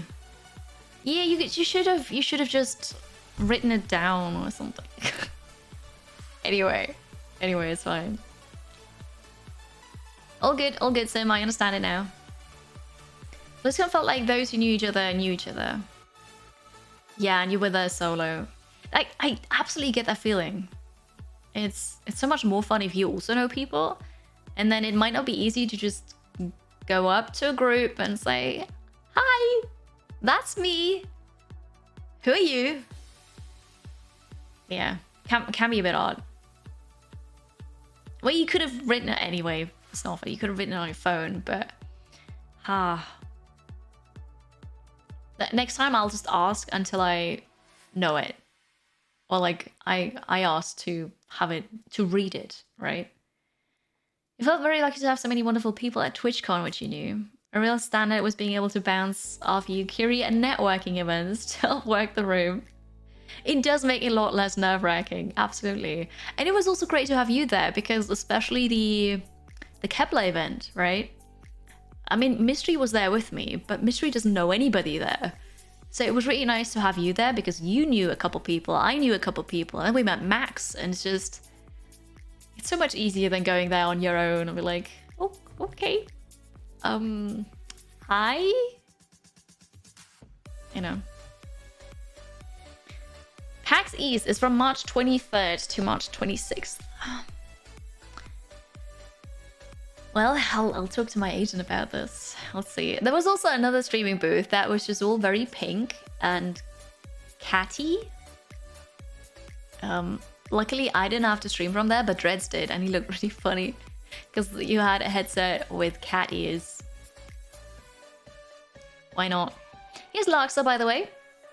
Larxa on stage with Distortion 2, doing a randomizer Elden Ring run, which I tried to watch a bit for simulation sickness, but it was cool. It was definitely cool to see them play and do stuff and be pro. The ping booth, exactly. Yes. Intel had really cool PCs. One of them was an Elden Ring PC. This is a PC. Here on the side are the openings for the fans, and it was just incredible. It was amazing. So impressive.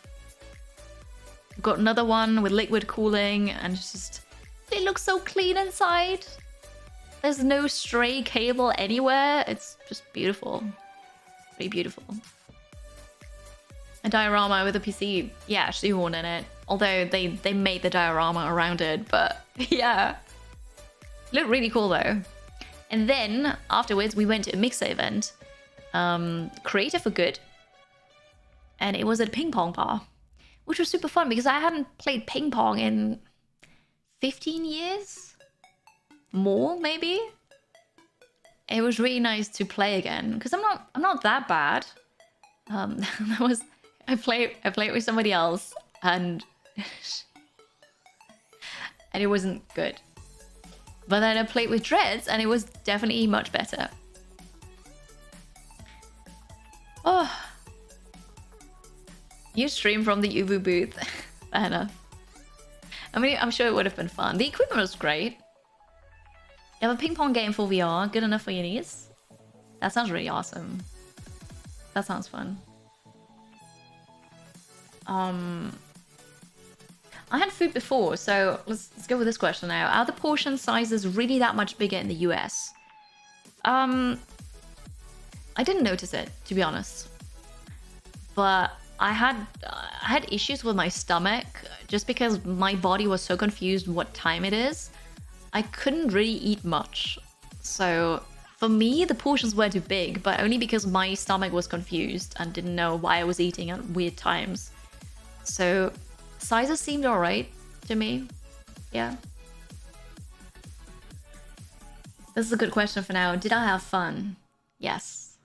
Absolutely yes. I enjoyed every single minute of that trip. It was so good. Also, I've got some pictures that are not in order because I downloaded them from somewhere else, like Twitter. But I've got a nice picture here with Dreads and Luality. I don't know if you know Luality. She's also my agency, and she does. I think now she streams a variety, but she has really crazy ideas for how to play Souls-like games. So she was the first one to stream Dark Souls and Elden Ring with a dance pad. She also did that on stage. I missed it sadly, but she's super, super lovely. Very quirky and funny, and it's never going to be boring hanging out with her. And right now she plays, I think it's Elden Ring, with a tablet and pen. She does crazy stuff like that. And she has a bunny, which is really cute. She's great. She is. I got to meet her, hang out with her, have dinner. Yeah. It was a nice group of content creators there. Who I don't think any of them have met before, but it was nice coming together. She's from Brazil, by the way. It was fun. She's doing Elden Ring with a drawing tablet. She is, yes. And it's mind-blowing. I watched that a bit and it's just... How? How does that work? So, yeah, it was cool hanging out with the people, yeah. And then one more. This one... I'm just going to show that now. I don't know when that was taken. I don't remember anymore. But Larxa, Luality, Dreads, and I... Oh, that was at the hotel after dinner, I think. Because we had dinner at the hotel together. I have legs. Sometimes I do. Like for conventions, I get the legs out and, you know. Yeah. So that was really cool hanging out with those people. Back to the ping pong thing. They had a bathtub full of ping pong balls. Damaged ones, but that was so cool. And you could just lie in there and take a picture. of course I had to do that because, you know, if there's weird stuff to do, gotta do it. Don't trust the fake photo evidence. Streamers have no legs. No, of course not. Of course not. They're not real. That was so much fun. And one of the creators at that party, Smirky, who's also really nice by the way, actually asked the staff if it's allowed to go in there into that bathtub, and they said, yeah, that's what it's here for. So yeah, that was a cool mixer event with free food and free drinks. And after a couple hours, they told us to go to the bar and just wait there because they had to clean up and rearrange the room a bit because the official PAX after show party would then start at that establishment. So we're just hanging out there. But then it got really loud. People started to come in, right? It would have been so crowded because I overheard two people in the bathroom talking about 400 to 500 people were expected for that party. And then I left because I thought, you know, I'm tired. I chat with people. I don't have to be here for that party. So I just went home. 5 a.m. Baptist, thank you so much for being here. I appreciate you. Have a good night. Sweet dreams. Enjoy the rest of your weekend. No, they were not cheese balls. Also not pumpkins or oranges, whatever. It was ping pong balls. Very unsanitary.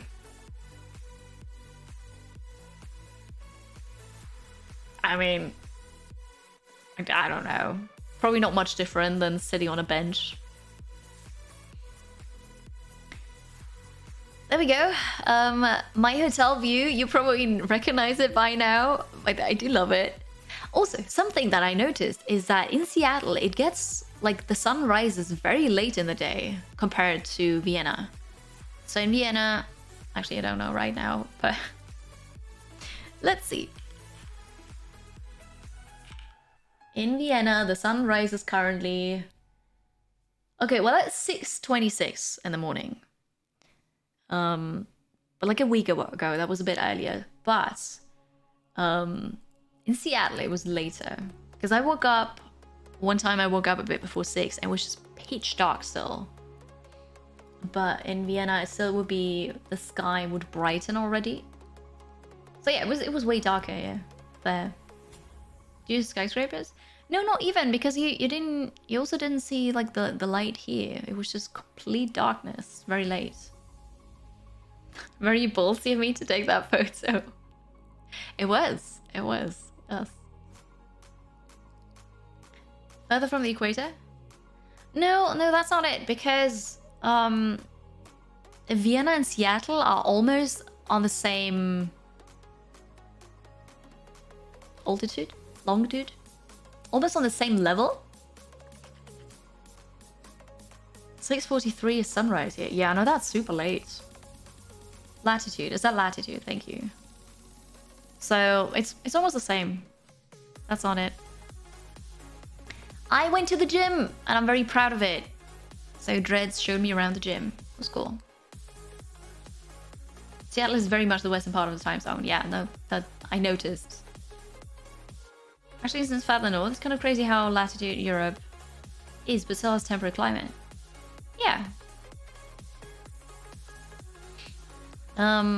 And then I was ready for the day. Another day at PAX. And I saw a skyscraper. We've probably seen that already like 5 times. But I had another stream. And then I met Blind and also Thy Eggman, a friend of Blind's. And we hang out. And Eggman is actually from around the area, so knew his way around. And he gave me a tour, which was super nice. So we went to the fish market. The market, I know, apparently it's famous. And we walked past skyscrapers, as you do. We went to the ocean, and as somebody who lives in a landlocked country, the ocean is incredible. I absolutely love it. And you hear the seagulls, and you feel the sea breeze, and it smells like ocean too, and it's just so good. Oh. It was really nice. No, I did not catch any fish, but also didn't try. We have fish in Austria, we just don't have ocean in Austria. So that was amazing. I love that. Post Alley. I thought it looked funny. I didn't realize that up there is the gum wall. So I went back the next day. More buildings, because buildings are awesome.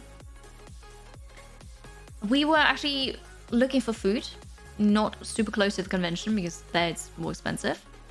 And then Eggman treated us to Thai lunch. It was delicious.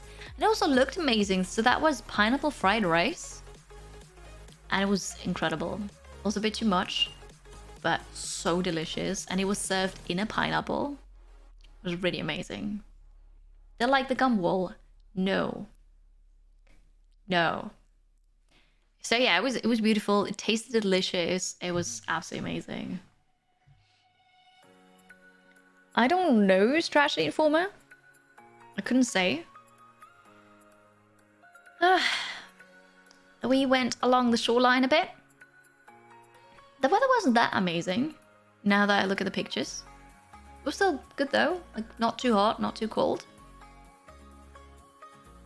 More skyscrapers. There's an aquarium. We did not go to the aquarium though.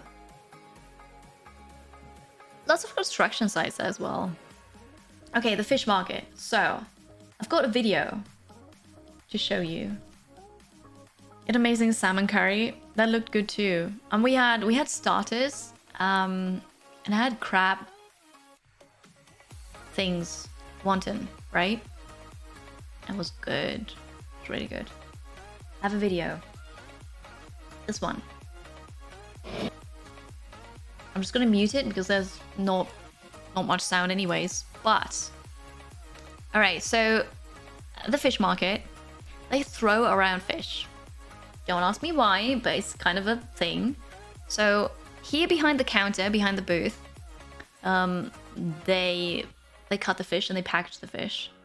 But then there's stalls all the way down here with huge fish on it and ice. And if somebody orders a fish, they grab it and then they throw it over the counter to the other person. They do that. So this person is grabbing a fish. I walked closer. And throwing the fish. They throw the fish. They catch it too. Like, isn't it slippery? How does that work? I didn't record more than that, but afterwards they would just take one fish and throw it back and forth like 3 times and then put it back on ice. They throw the fish. For reasons. It's cool. It's really cool to see. There you go. And he caught it. And there's a crowd of people just watching them throw the fish. They read too many asterisk comments. It's just... Oh, you meant catching fish like this? No, I wouldn't have caught it. Like, how do you even... I would have had fish all over me. It's cool though. Really cool to see. Right? Public markets. This is where they make cheese, Beaches cheese. I also had that. It's good cheese. So you can just look inside that factory, really. Some reflections though, but you can look inside the factory and watch them make cheese. This is the very first Starbucks because apparently they started in Seattle, so we went past there. They don't drink coffee. I mean, they also have other things, but like I'm okay. But the very first Starbucks, I saw it. I just like that, I suppose. I don't really know. Super funny. So I've been told that if they add a house, a business, into an already existing building, they just add on a number. But then, 91 exists, 92 exists, so what do you do? A half number. It's pretty funny. Was it appropriately priced? I've got no clue. I didn't even check. So yeah, 91 and a half. Because why not? And then we went back to the convention. This was a really cool thing because you could actually walk in between those waterfalls, I suppose. But it wasn't smooth, so you got wet when walking through there, and it wasn't that warm, so I decided against it, which is kind of sad because it would have been fun, but 84 and an 8th exists. Why not? I suppose, why not? As long as you can find it. Better than AB. I think it's funnier than AB. I don't think it's better necessarily. And then we found a Borderlands Froggood truck. Because they just had it there and they handed out free Froggood. And it was good, it was delicious. But also, it was too much for me because it was cold. And after like eating half of it, my whole mouth was frozen, so I didn't taste anything anymore. I'm not really somebody who likes ice cream. In any case, she had an incredible cosplay. And it says here, which you can't really read, basically get the free Froggood, check the bottom of your cup, and if you've got a sticker there, then you win something. Guess what? Guess what? Speaking of interesting fish places, when you were on vacation, you visited a floating restaurant that was anchored in the middle of a lake. That sounds so cool. It's like the Baratia in One Piece. It does remind a bit of Harry Potter, doesn't it? Yeah. Well, it's not a new car, no, but I want a shirt like this one. The thing is, they didn't have small sizes. I have this shirt in L now and large. I wear small. This is a nice shirt or whatever. But here's the Froggood. It was good. Just way too much for me. And then they wanted to take a picture with me for social media because I won something. And she's awesome. I love that. Also, I don't play Borderlands, so it's our shirt. It's a 10. Basically. Streamer luck. We went back to the convention and decided that Blind and I still needed to take a picture for social media, so we did. And that was cool. Also, I don't really know what that is, but it looks nice. It's a free house. I suppose so. Discord was at the convention, so that is a cute little wampus. And then we touched grass. We don't. It's really funny because afterwards, Blind and I were talking about this, and we don't remember who that was by, like who placed that here. We don't know. No clue who that booth belongs to. But we touched grass. It wasn't real though. It was fake grass, and then I touched it too. You know that guy, right? Me too. You have to explain you're a professional video game player, but Borderlands makes you sick. No, I didn't say anything. Well, you should know that guy, Blind. Definitely. They have a monorail in Seattle. I didn't take it though, because I just walked around. One day I walked 20 kilometers. 20 in a day. It's insane. I touched grass. Now what? Now it's good. It's good. There's this meme of like, gamers don't go outside. So people frequently say, you know, go outside, touch grass, do something else than playing video games, which is just ridiculous, really. But I touched grass. Is Blind IRL really blind? He's visually impaired. He's legally blind. He can still see, but not... How do I say it, blind? Not everything. And not everything sounds really stupid. Maybe you want to explain that. The legs will sit in your service now. My legs are actually fine. You would have blisters from walking that much. I went there with my sneakers, with my running shoes. So I was prepared. Hello, Beckett. It's been a while. Are you just lurking? David, thank you so much for doing that. I appreciate it. Don't worry about it. Also, I haven't been around much because I was at Gamescom and I was at PAX. So that's my first proper stream in over a week. It's good to have you back. Thank you for lurking.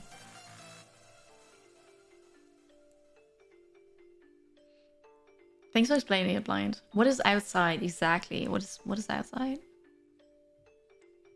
Another really cool building here in the back. Sadly, the traffic light is in front of it. Another thing that's really funny to me is that traffic lights have that red hand to say, stop, don't walk. And then when you can walk, it's really funny because I usually would say when we're standing at a traffic light, I would say, oh, it's green, we can walk. And then people are like, what? It's not green.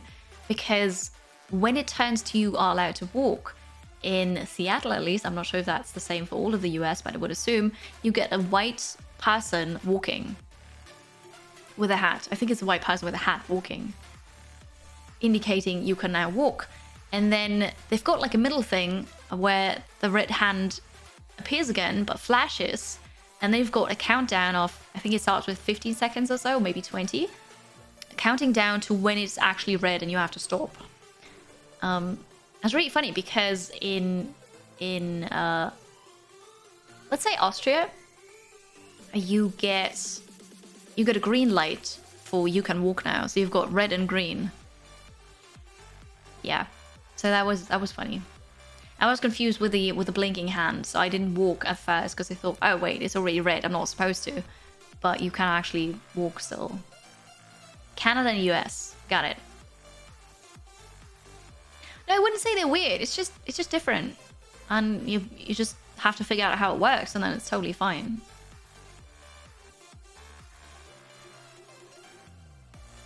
Alright, Dap. Alright. Red hand really means hurry up but don't start walking. Well, the blinking one does. And then I had food. I had really good grilled cheese with peaches and tomato soup. That was delicious. And I was ready for the next day. I headed out on my own for a bit of sightseeing. And I got turned around again, so I went the wrong way, as I do, and then went back.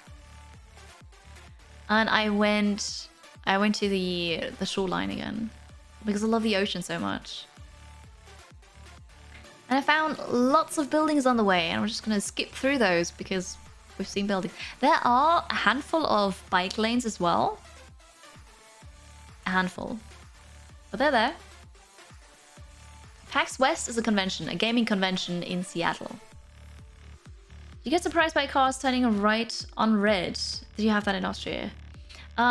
We don't have that in Austria, no. Red means just stop. But I knew of this. However, the first time I saw it, I was surprised. I was like, what? Why? Oh, I'm in the US now. So I knew that that's a thing, but we don't have that here, no.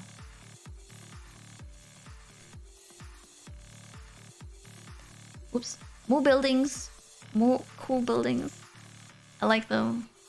And I went back to the market because this is just where the ocean is. So I was there. And this is to indicate how elevation is in Seattle, because Seattle is not on a plain area. It's just up and down all the time. So it's not just walking, right? It's also kind of hiking in a way, depending on what roads you take.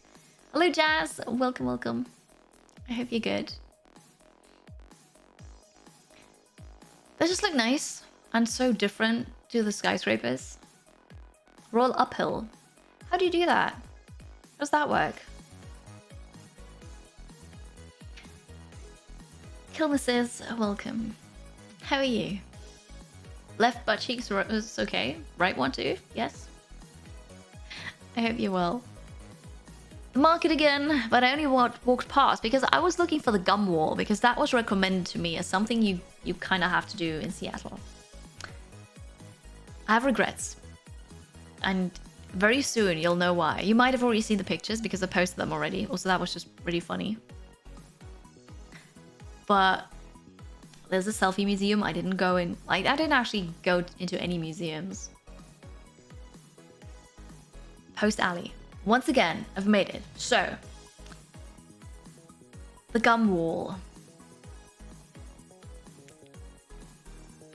I don't know. I don't know why this is a thing, but it is the most disgusting thing I think I've seen in my life, and I felt so uncomfortable because it's an alley. There is gum on both walls.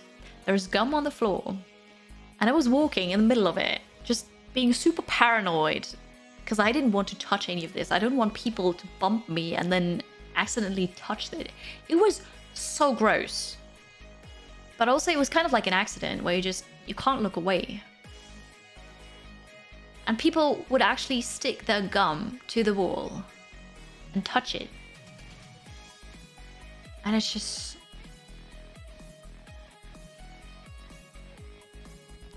Well, look at the floor.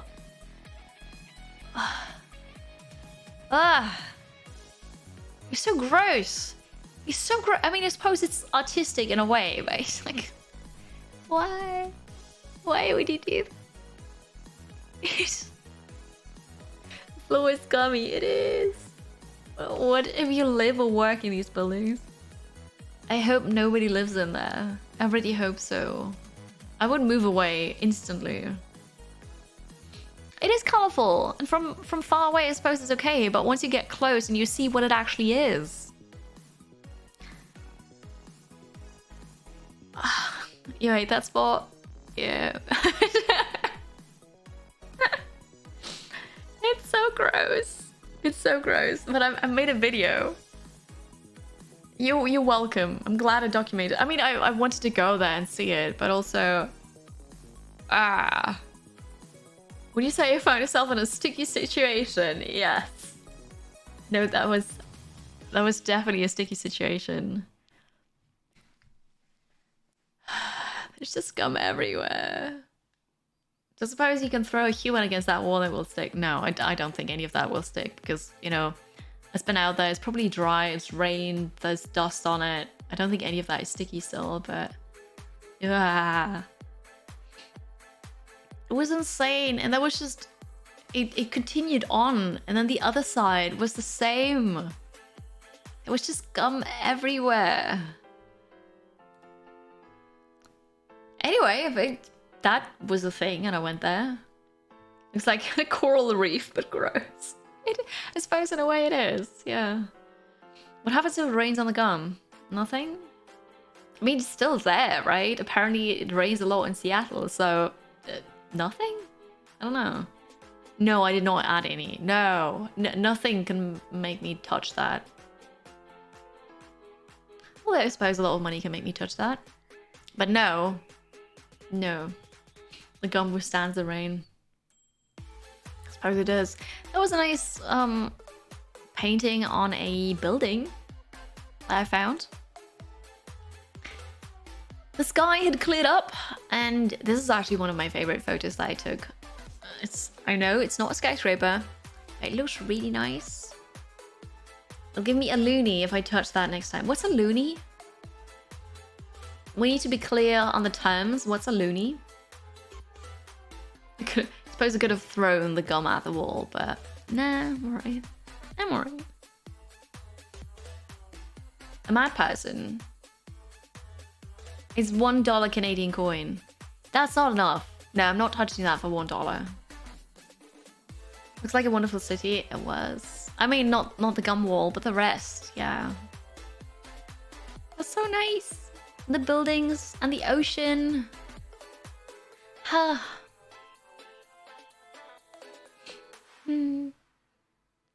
It's good to be back, but also kind of miss it already.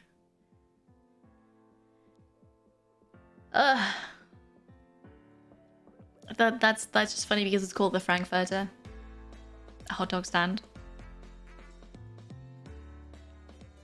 Yeah, beautiful, beautiful water, beautiful sky. A statue dude feeding seagulls.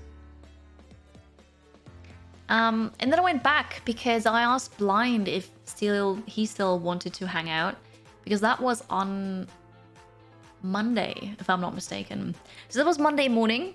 I went a bit of sightseeing on my own, and then Blind's bus would leave in the afternoon from Seattle, so he came back to the city, and I went back to the hotel and we met up. Also, something I noticed is that there's steam coming out of the things out of the street. There's steam coming out. Blind explained it to me, because apparently they're heating with steam. Manhole cover? Are you for real? You call that a manhole cover? Okay. Okay. Okay, that's what you call that. That's alright. Sure. So there's Steam coming out, which I found fascinating. It's a manhole. Of course it is. Of course it is.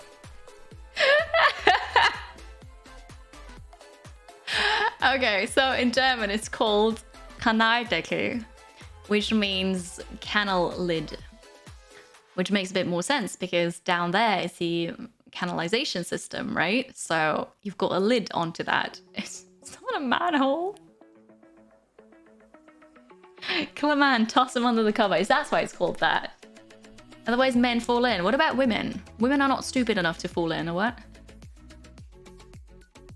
You could also call it a gully for reasons. I'm not sure if that's just informal though. Yeah, women are way too clever. I agree. It's a cover for Access for Workers. Oh, I know what it is. I just didn't know it was called that. A manhole cover. Sewer covers. Yeah, no, that makes sense. Sewer covers. A walrus. Alright, anyway. So I went back to the hotel to meet up with Blind again. And then we took a walk back to the shoreline, actually. And then I went there a third time as well. So this day was just me going back and forth, basically. That looked really cool. Also, this building is funny. Super small in the middle of the road. But why not? And the skyscrapers again. That was a really funny, but that was not a sidewalk. That was actually a crossing. I don't know why it was blue. I don't know why it had those lines on it. Oh yeah, we got badly sunburned. The skin on my nose actually came off. And then yesterday I noticed on my forehead too. Like the forehead wasn't that bad, but the skin on my nose came off. Because, yeah. I had sunscreen back at the hotel. And the weather wasn't supposed to be that sunny. It was supposed to be cloudy. So what I did before I left is I would put sunscreen on my tattoo because I'm very paranoid and I want to keep my tattoo nice as long as possible. So I used sunscreen only on my tattoo. So I got a sunburn everywhere else. Which is not smart. No, if I have sunscreen, I should use it everywhere, right? But no, I only used it on the tattoo, got a sunburn everywhere else. Good job. How stupid can you be, really? There's a difference between a gully. Someone subbed. Squares allow water to flow in. Sub. And a shaft, round access for workers. Oh really? Gully is only the... Well, what? Do I have a different word for that, actually? Okay, so gully is the square thing with the guitar, right? Interesting. You're still peeling a bit. Yeah, me too on the forehead. Ah, Dark Mew, hello. Remember to look in the mirrors today. Thank you. You have a great weekend, alright? Holes in Shoes, welcome. Thank you very much for spending your Prime Gaming here again. Thank you for 4 months. Look at that. Welcome back. How are you? My tutu, my tattoo. This here. My tattoo. Anyway, it was a lovely sunny day and we took a walk and we looked at Amazon's balls. Which was really funny. But Blind said they're called Amazon's balls. Hello, Drews Blank. Good morning to you too. Welcome. It's a really cool building. Amidst all those super tall skyscrapers, you've got these 3 balls there. It's really funny. Bezos balls. Yeah. Okay, it's not Amazon's balls, it's Bezos balls. There we go. What mighty balls they are. It's really funny. And we continued onwards. Going... this one was really cool as well. We were looking for the Olympic statue park? Sculpture Park? He's got 3. Yeah, I know he's got 3. You're great and ready for a Sunday chill day? That's perfect. Very good. What are you doing when you're chilling? Gonna play some games? That was also really cool. I think those are all office buildings and you could actually see the change. So downtown Seattle, very dirty. This part here, super clean, very modern, very fancy looking. Just look at this. So cool. Also all glass. The towers in downtown weren't all glass. They were just glass for the windows, but those ones completely out of glass. Also bike lanes, so there was definitely a new part of town. Tech Seattle versus downtown Seattle. Yeah, no, you can actually see that. I wish you could chill. They have spreadsheets. It's kind of okay, but you'd rather be playing with the chicks. No, of course, of course. Do you often have to work on a Sunday? And then my first peek at the Seattle Needle, the Space Needle, and the only... So there was that one thing I knew about Seattle before I went there. Because as a child, I watched Dark Angel. Who remembers Dark Angel? Who's watched it? Most weeks? Alright. Truck Sim. Is it new content? Because I've seen lots of people play and buy Truck Sim recently. So you get 6 weeks in the summer. Oh, okay, fair enough. No, that makes sense. Barely, you do? You love Dark Angel? Awesome. You loved it too? Awesome. Yeah, so it was a while ago, but I loved Dark Angel as a kid. And the only thing I knew about Seattle was that, you know, there is that tower. I didn't know it was called Space Needle, but there's a tower and she's sitting on top of it. That's what I knew. And I saw it. Dark Angel. Dark Angel is a show from... Is it from the 90s? Featuring Jessica Alba as the main cast. She was... What's the plot, actually? Hello, just lurking here. Spotman, thank you very much for just liking here, but also subscribing, pressing that button. Thank you for 20 months. Welcome back. Happy weekend. So, 2000. All right. So the plot is something like, as a kid, she grew up in a facility. She's got a barcode in the back of the neck. She's just one of many of those kids trained to fight. Woohoo! Gift subs for everyone. Thank you. I suppose she escapes, and then she works together with a guy in a wheelchair who's a smart one. So she's the muscle, he's the smart one. Also, she drives a black Kawasaki Ninja, and I love that bike. She wears leather clothes. She sits up on that tower. I don't remember anything else, really. I don't know. You're not anonymous? Why did it say anonymous? It clearly says flamethrower here. That's odd. But thank you very much, Flamethrower, for the 10 gift subs to the community just before the ads hit. So that Mars Evan, a Broken Axe, Cucumber, Alice the Demon, Toasted Zombie Souls, Business Raven, Tralisco, Jonas, Cloudbreaker, Ultimate Kung Fu. Don't have to see those ads. Also, thank you for sharing emotes with them. That's very kind of you. Thank you for the support, Flamethrower. And there's another hype train. Look at that. Yeah, the DVD set. I don't remember Dark. Okay, let's look up Dark Angel. Do you need much more? No, motorcycle, leather, the tattoo. You don't need anything else, right? Dark Angel. It's a drama series. There were only 2 seasons. It came out in 2000. It's created by James Cameron. Oh. That was actually Jessica Alba's breakthrough role. What do you know?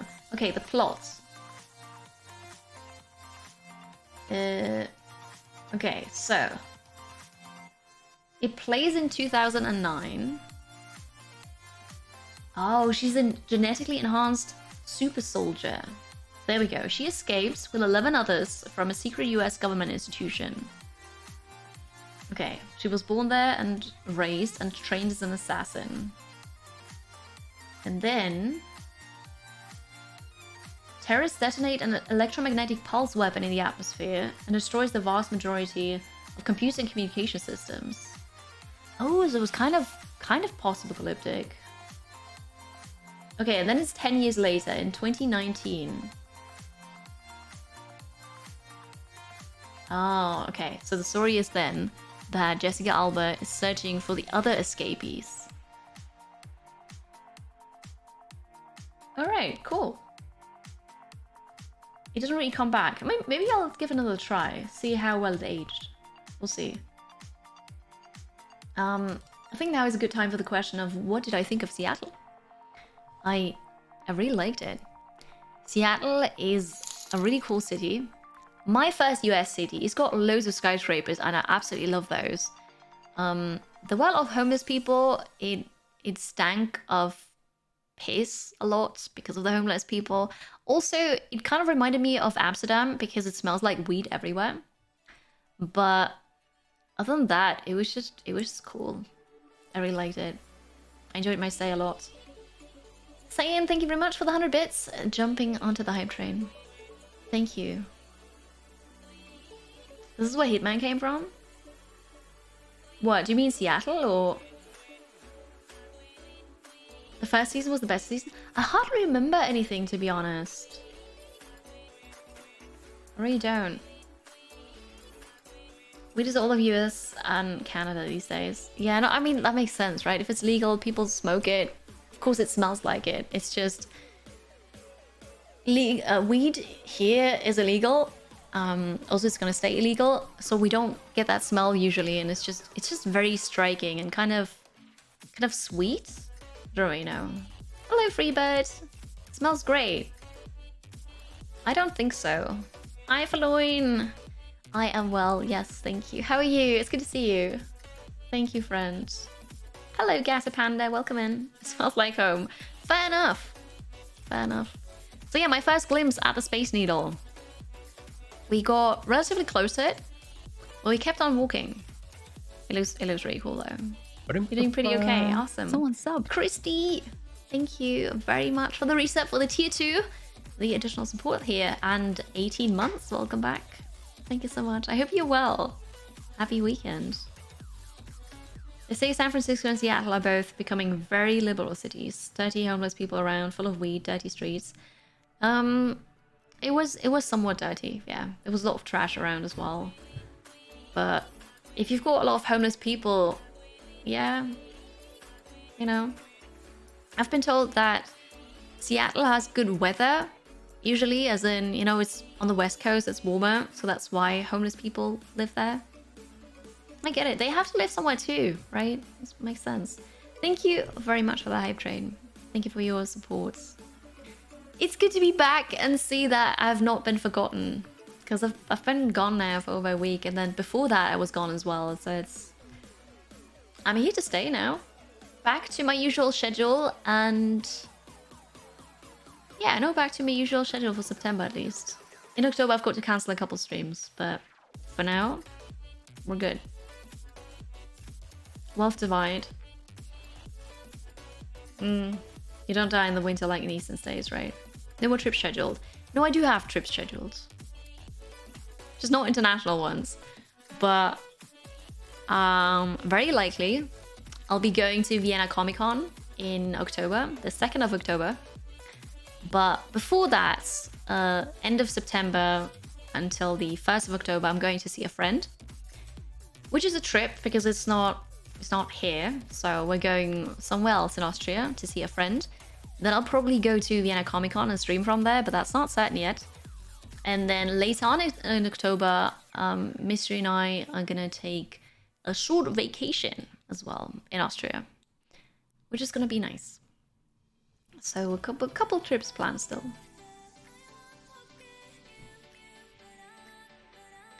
Moving on, we made it to the Olympic Statue Park thing, which was cool. You know, it was nice to take a walk and just relax and chill. And that was the day where I walked 20 kilometers, by the way, because it was just insane. But also, I was, you know, ocean.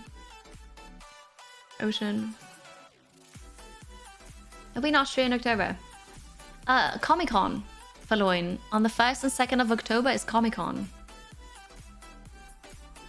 Someone broke their bench. It's supposed to look like that. I think. Pretty sure. Yeah. We found Expedia. We did find Expedia, yes. And I think you mentioned we walked past Boeing as well. That is blind. I think that was hilarious. I don't think you noticed blind, but you crashed my photo. But also, it's so fitting because now it looks like you're actually pointing at that ship. I think that's perfect. It's a perfect photo. That was too early. Well, right then. Thanks. If you're in Austria in July, early July, Verloin, then you could go to Salzburg for Level Up, a gaming convention. Definitely didn't notice, which is fine. I didn't want to say anything because it looks perfect. Looking back at the skyscrapers, so cool. Skyscrapers, super huge cruise ship here in the back. At first I wasn't sure if that was a building or ship, but I mean it's kind of a city. This is it, Olympic Sculpture Park, Pocket Beach. That's the name of it. Going back to Level Up. Oh, I certainly am. Yeah. I hope they'll invite me again. The thing to note, down all the cons and plan accordingly. Same. Probably very soon I need to think about what cons I want to go to next year. Because I want to go to different ones next year. Well, we'll see. I can't do all of them. It's just too much, but there's several cool ones. Ocean. Also, they had small seaplanes there. Which was cool. Interesting. Ocean. A wild Kiri. More ocean. Funny trees. Very funny trees.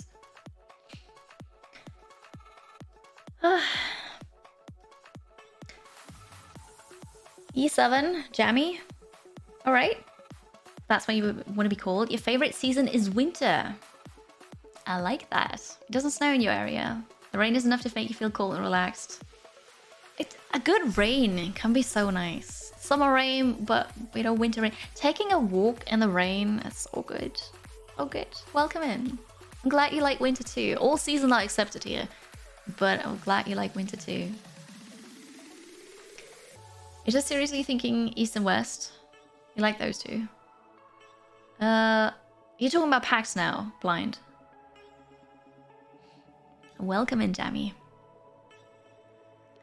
We got closer to the ship, but we took a long walk here, several hours, to go all the way to the cruise ship. And we found sculptures on the way. Don't know what they do. They didn't really have a sign explaining them. It was just, oh, here's a sculpture. Here's another sculpture. That's a thing too. So we kept on walking. I'm doing great, thank you for asking. How's your weekend? And then every now and then I looked back and I spotted the Space Needle again. Something interesting, it does make sense because the US is so much bigger, right? But the freight trains are twice as high than the freight trains in Austria. Something I found fascinating, but then it makes sense because it's a longer distance and probably also much more that they have to carry around. It is art. No, absolutely. It's just, art. You see why I got sunburned? Yeah. Yeah, it was a long walk in the sun. Tried to stay under the rain back in 2019. It was scary because of the lightning strike. Alright, yeah, I know you've got to be careful a bit, at least. But usually being outside in the rain is just so nice.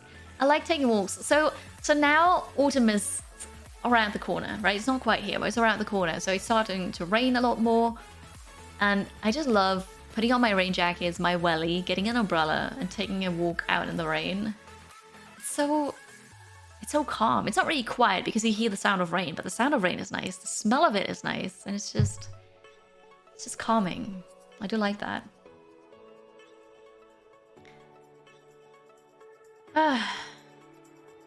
What's on September 22nd? Paradox. Cycling in the rain is also fun. You're a pro there, right? Oh, autumn, of course. Wow, my brain, of course.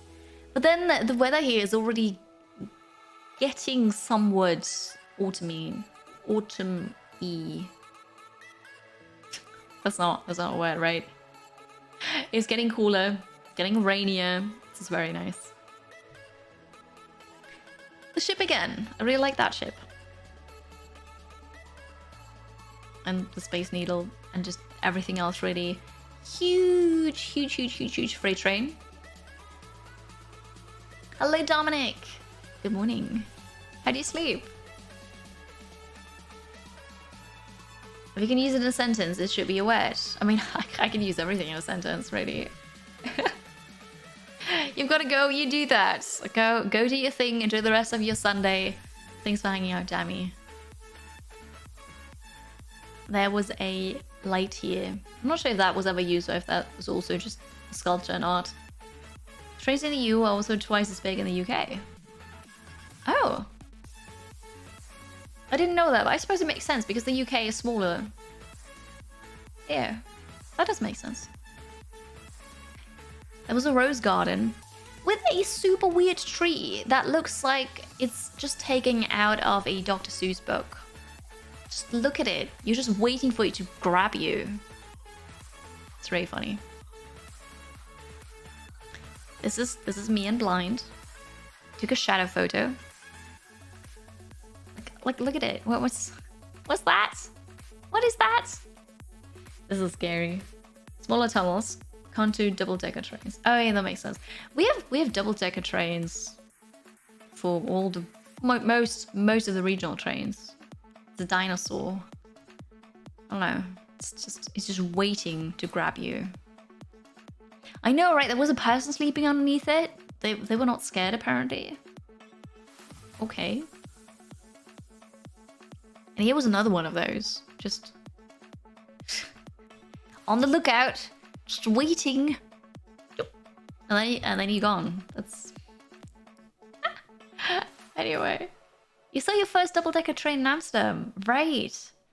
We've got them basically everywhere in Austria. Emu tree. It's so weird. So if you're a botanist and you know what tree this is, please let me know. Because I've never seen anything like it. They do look like alien tentacles. They do. You have double-decker buses? Yeah, we don't have those. But I like riding in one. We're getting closer to the cruise ship. There's still the ocean here. I think this was Expedia. At least close to it.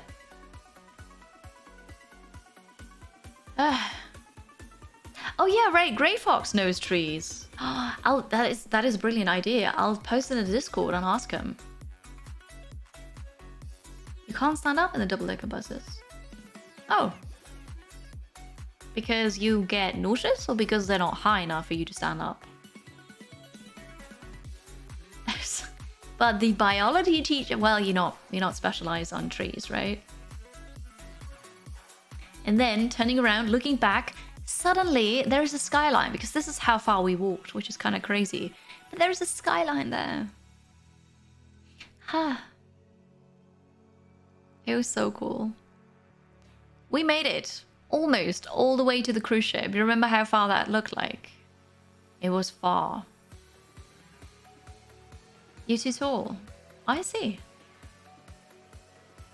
Like a willow. I've never seen a willow like that. And then there were like steps here, so we sat down here and had a bit of snack before moving on. It was so nice. Also, it was so sunny. And yes, we got the sunburn. But looking at this, I mean, yeah, you've got the, I don't know, infrastructure bits here, but other than that, it's so nice. Oh, excuse me. I didn't sleep enough. My brain thought it would be great to wake up at 7. I caught a plane there. I didn't even see that. That was not on purpose, but it happened. Very nice. The upper deck is for children. So the upper deck in England is higher than. Took another selfie. It was windy. It was so cool to hang out blind. I really enjoyed that. And then we were on our way back. Skyscrapers. I'd take a picture. Why not? Okay, so there was a park, forest kind of thing, and we thought we go through there back to the city. We took a path that was not indicated on Google Maps, but we went there. And then we ended up in a camping site for homeless people. That was a bit creepy. Like nothing happened. We saw one homeless person, but that was totally fine. But basically, we made it to the end of the path. There were tents there. It was a bit dirty, and then we decided to go back again and take the path back that we came. So it was like in Cologne. Well, we did have to go back a bit, but it was not that far, no. But yeah, looks like a weeping conifer, pine fir or cedar. Okay, don't feed the homeless people, but they do need food. So we made our way back, and I saw skyscrapers peeking out from the trees. Oh.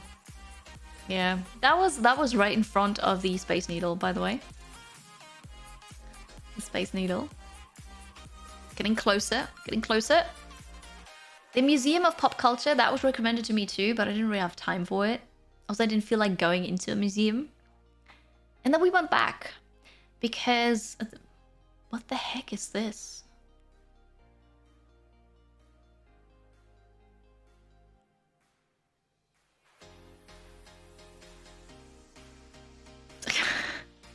A UFO.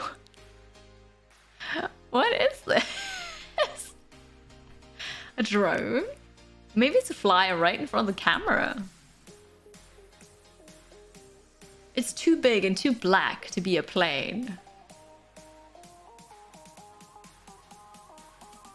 Oh, I can't mark anything here.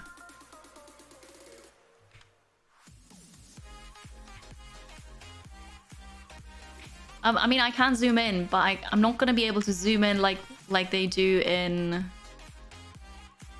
those shows.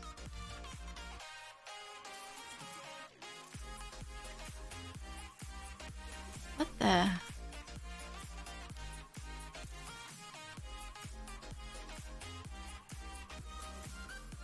Enhance, right? I'm sorry. It's not the shape of a triangle. No. Fluff on the camera, probably? What is this? Looks like a bee. An insect. It does look like an insect. It's really funny. Maybe it's just fluff on the camera. A helicopter? A drone? I don't know. I didn't notice that before. Okay, well, yeah, no, that's a thing that I caught on a photo. A Chinook helicopter. What is this? I need to Google that. I don't know what it is. Oh, one of those. I mean, maybe. Maybe. I don't really know. It's very strange. Hi, Shulil. Happy weekend. Salicia, welcome. The wings and the feelers? Maybe. It could be an insect. Totally. Well, yeah. Anyway. Oh, it's nice to be back home. I had a great time. Great journey. But also, after traveling that much, it's good to be home again. Yeah. It's probably not aliens. So we went back to the hotel to rest up. We got a snack. And then I went back to PAX to meet up with Raw Fury and have a chat. And then I met up with Andy from Relic Entertainment, who's working on Company of Heroes 3, by the way. We met at Gamescom and we had a really nice chat and we just hit it off.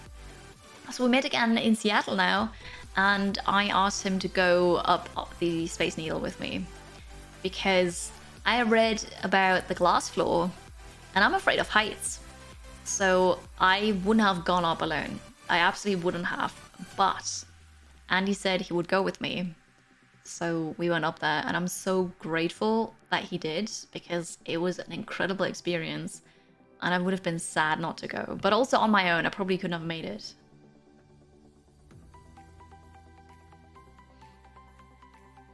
We're doing the queue thing? Do we have any? I've got one question about the plane right now. I'm gonna answer that once we get to me going back again. But yeah, you can ask questions, sure. You can confirm. They're everywhere. The flying Sasquatch. Is that a bug?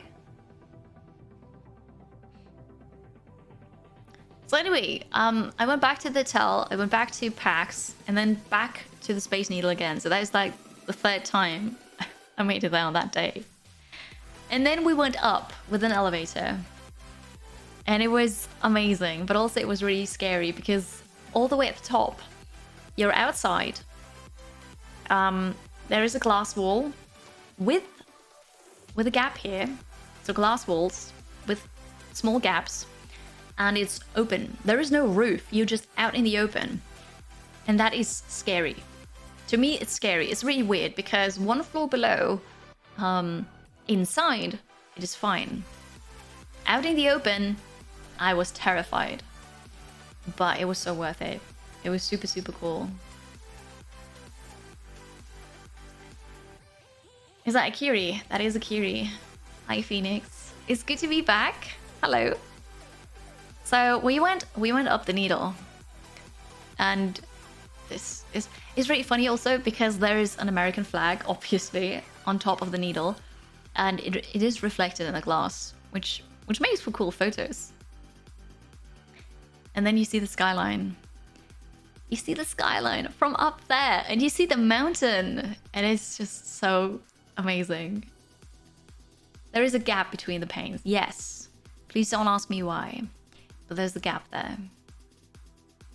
Fun fact. What's the fun fact? Oh, Pterodox is a mini CN tower. That's a fun fact. Cool. It looks into space. Does it? Does it? Mind the gap. Oh, definitely mind the gap. Yeah, so there was, I don't know, maybe 1.5 meters between the wall of the tower and the glass pane. And the glass pane was actually tilted outwards. And there were benches there, tilted outwards. So you could sit at the like on a glass bench, at the glass pane. But if you would then sit back and put your back on the glass, you would actually be somewhat lying on your back over nothing. I didn't. No, the glass here is not a floor. Not on this level. You can see that mountain from the house you grew up in. No. Oh, that's so cool. Just from the other side, right? So here's the glass bench, slightly tilted backwards. The glass pane tilted backwards. And you could sit there and pretend that you're not scared. And there were people sitting there, there were people lying there, there were people standing on top of that bench, jumping down. Is that girl? That might be me. She's a woman. Might be me. So from the other side, that's so cool, blind. That's really cool.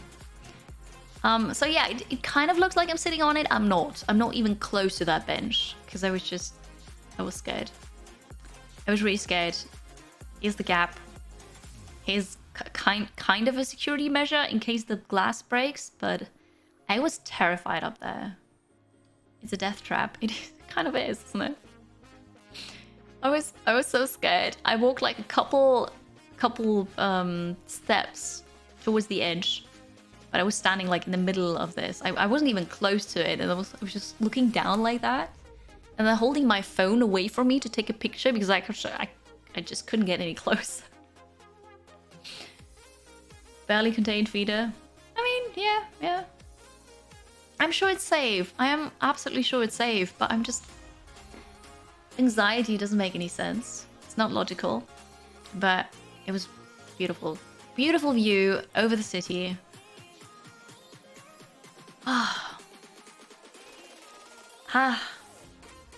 Yeah, I took a picture.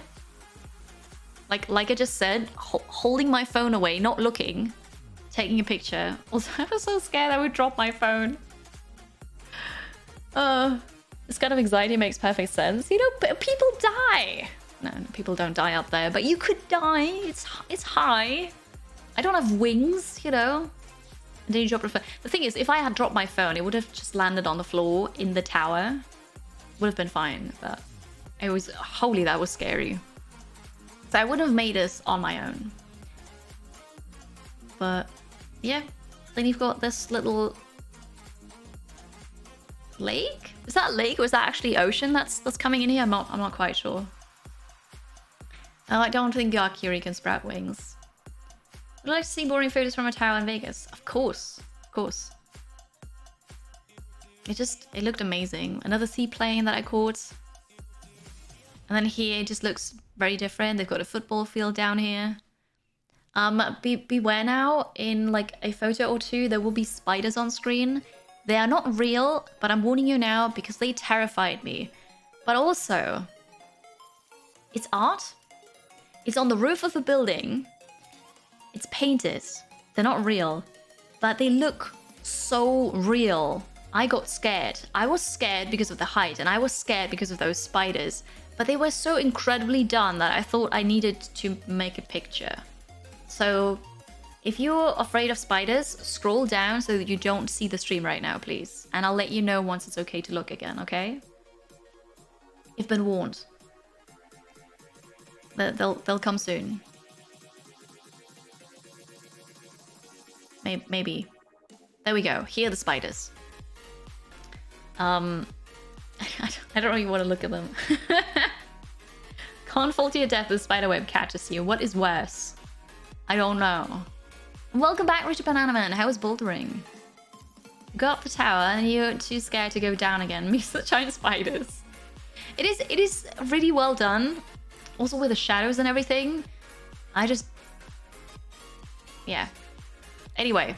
Okay, you can look again. If you looked away because you're afraid of spiders, you can look again. What were they thinking? Art? They were thinking art and it's cool? I suppose in a way it is, but I don't know. That was really amazing because that was another freight ship and it was just there in the sun. It looked so cool. I liked it. Their paintings are just really still. Don't say that. No, don't say that. I don't know. No. Ooh. Okay, anyway. I think we went another round up there. Maybe I was drawn back to the buildings, of course. Because they're just absolutely amazing. And then the mountain. Okay. And then we went below that one floor, really. So the first, all the way up is the observation deck that is open. And then you go down the stairs inside. And then you've got the revolving glass floor. And you need to go through there in order to get to the exit. Yes. 3 AM blind. Have a good night. Thank you so much for hanging out. And also for meeting up with me in Seattle. I had such a great time. It was nice to meet you in person. Have a good night. I'll talk to you soon. A revolving floor. Yes. Yes, they do that on towers. They also do that in Vienna on a tower where you've got a restaurant that just rotates around the tower. It's really cool because you can just sit there and then look at everything 360 degrees around the tower. So yeah, that's cool. But at that point I got really scared because I thought I have to go over the glass floor to make it out. Not true. You don't have to. So going down the stairs, and there you already see it. It goes down, very much down. Scary. However, it wasn't that bad, I'm gonna say, because here you see the carpet. So close to the tower, you had carpet. And that would rotate as well. But then, only the outer ring of that floor was a glass floor. So you didn't have to step on it. It was fine. I got so scared though. Because, you know, when you walk around, you probably don't notice it, but you do look down. You just do. So I tried to walk without looking down. I didn't really do a great job because every now and then I would just, you know, quickly glance down. I was like, oh God, I'm so scared. I'm going to leave again. But Andy, who was with me, was very motivating, really cheering me on, and also doing all the crazy things. Like he actually sat on the bench on the upper floor. He walked on the glass floor and took pictures down. And then we moved along and we saw other people lying down on the floor to take pictures. And Andy did it. And then he convinced me to do it too. And I did. But I was so scared and terrified. It was very difficult. But also I'm very grateful for that I did this. That he convinced me to do it because it's so cool. And I would have just been sad not doing it. So yeah. The glass held. Also I've got a really funny video that I made of me. That's a video of me walking on the carpet. So I was walking, I was looking straight ahead. I had my phone pointing downwards, recording a video because I wanted to prove that I walked on the glass. And I wanted also to see what it looked like without actually looking at it as I was walking on it, if that makes sense. So I wanted to take a video of walking on the glass, then going back to the carpet and looking at it. So you still think they should hand out parachutes? But do you know how to use a parachute? I don't think it would help much. You would have never been able to. Maybe you would have done it too if you had somebody to, you know, motivate you. Because they're great pictures. Okay, so I took that video. I was walking and I tried to convince myself to go there, but I was so scared. I had shaky legs and I tried to walk there, but I couldn't. I'm actually kind of getting vertigo just looking at this now. And I took like 3 steps on it. And then I made the mistake of glancing down and then I immediately went back to the carpet. But I did it. I did it. That was really funny. You jump off a high thing with a parachute, it opens and you're safe. That sounds very simplified. Yeah, very, very tiny steps. I was so scared.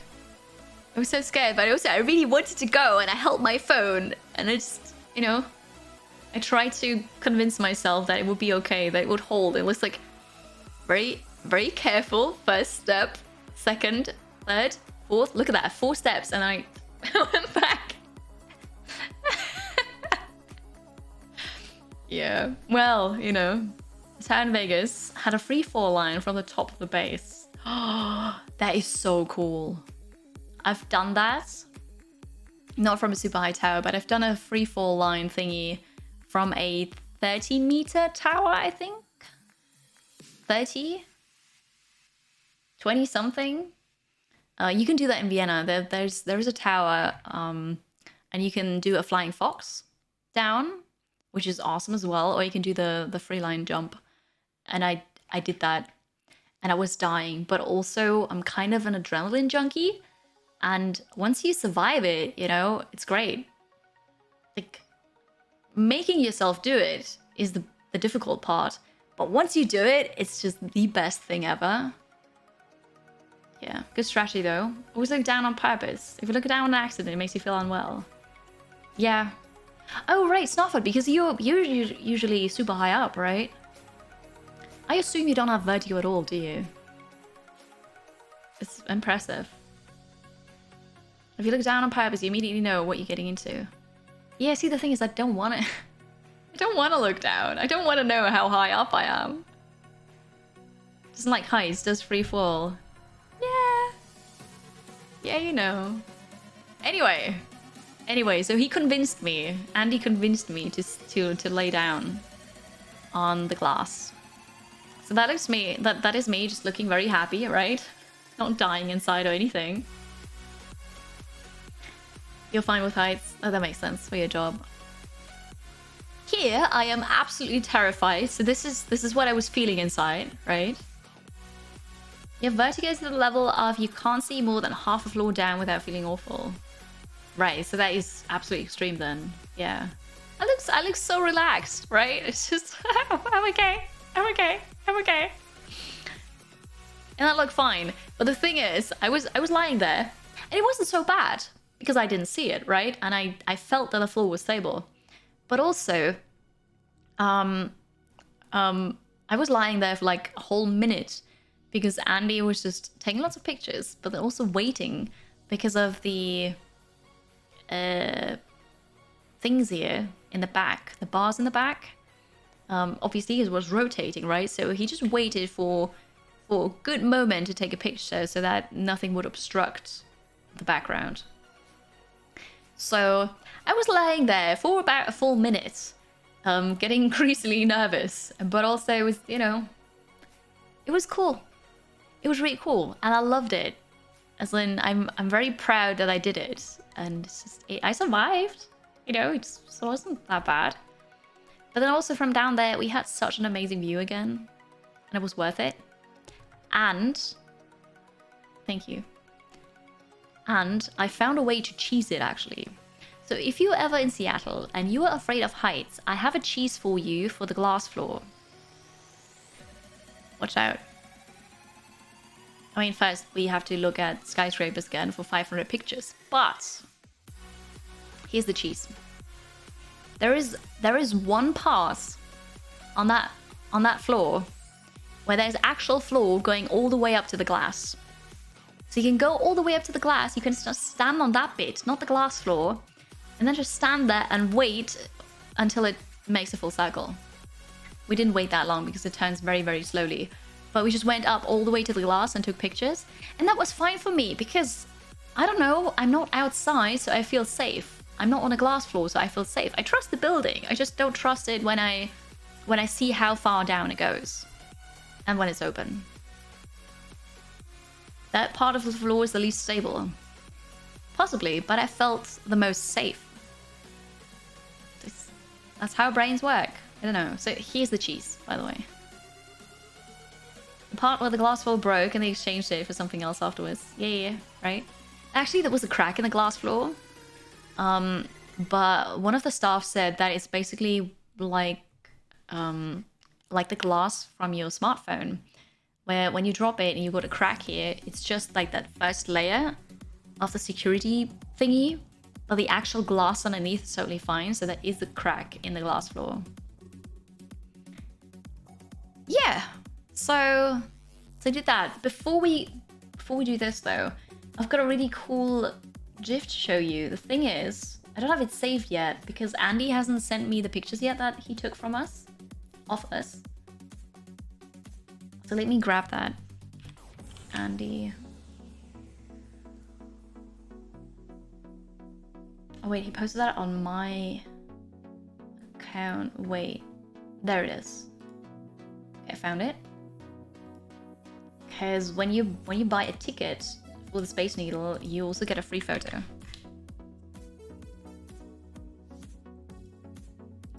I make that bigger? No, I can't make it bigger. That's fine. Here we are. Look at that. Andy and I being super cool. And then you can choose a different background. And and he chose that, which is really cool. We look so badass. Love it. Oh yeah, no, it's definitely multi-layer glass. Absolutely, yeah. So this is really cool. I like that a lot. We took other photos together, but I haven't seen them yet. So I'll get them eventually. But that was super cool. And then we met up with other people from Relic Entertainment who are also working on Company of Heroes 3. And we had dinner together at an English pub. Because that's what you do in the US, right? You go to an English pub. So I had food at a Thai place, at a ramen place, and an English pub. I also had food at a hotel, and at the convention. So I also had like a cheeseburger. But no, it was an English pub. Not Irish, it was English.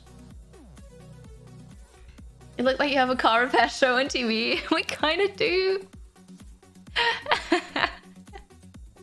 Oh yeah, and that was a cheesy leek and potato pie, and it was super delicious with salad. It was really good.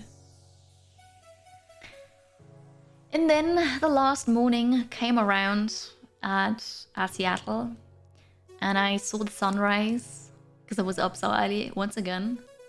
Pie, oh, it was good. It was really good. Another skyscraper sunrise. It was so good. I love this so much. And then I headed out to a hotel to meet up with another person from Raw Fury because I missed them the previous day. So we had a chat. It was really nice. And I saw people from Relic again, and we said goodbye.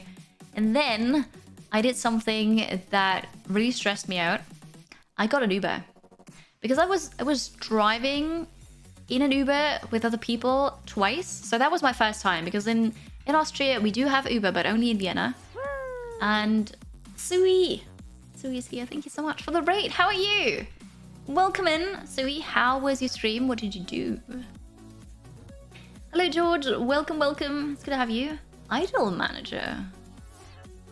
Manager games are fun. I hope you had a good time. Thank you so much for coming over, Sui. Hello, Dragon of Frost again. It's good to see you. Welcome in. Hi. I'm just showing pictures of Seattle and PAX because I just returned from my trip to the States. My very first trip to the States. We're getting towards the end of it though, but yeah, I'm showing pictures. Welcome in. Hello, it's good to have you. I hope you had a good time. Sui is also on my stream team on Halcyon Frequency, and every now and then we're together on a podcast, but in time zones, you know. So the Uber, right? So people explain to me how Uber works because while we have it here, there is really no reason to use it because we have really good public transport. Also, Uber appeared a couple of years ago and then it got shut down because the taxi companies complained. But what I hadn't known is that it is back. So you can once again take an Uber in Vienna. However, Uber drivers have to have a taxi driver license. So now it's back though. But I just never used an Uber before coming to the US. So people explained to me how it works, and I got the app and I made an account because by then I had internet. I got a SIM card eventually. Thank you very much, Reza, for sniping and gifting us up to Sui. Thank you so much for the support. I appreciate it. And Sui, enjoy the emotes again. No Twitch ads. Thank you. Thank you for the raid. Hello, Simplex. It's good to have you. Happy weekend. So I took an Uber and I was so scared. Not because I thought something bad was gonna happen, but it was just I'm gonna do something new. What stressed me out the most was actually, what if I can't find the Uber? I know, it's very simple. You order it, you tell them where you are, you can even pinpoint it on the map. You can see the car live with GPS, and then you know the model of the car, you know the color, you know the license plate, you know what the driver looks like, you know the driver's name. You really know everything, right? I was so scared of, oh god, what if I don't find the car? What if they don't find me? What if... I don't know. So that was the most stressful thing of that whole trip. And I know it sounds silly, but yeah. I took an Uber though. And I really like it because I don't have to talk to anybody. I don't need to make a call to get a taxi. So you just say in the app, you know, I'm here, I want to go there. I don't really have to talk to the driver either, except for maybe to confirm where I want to go.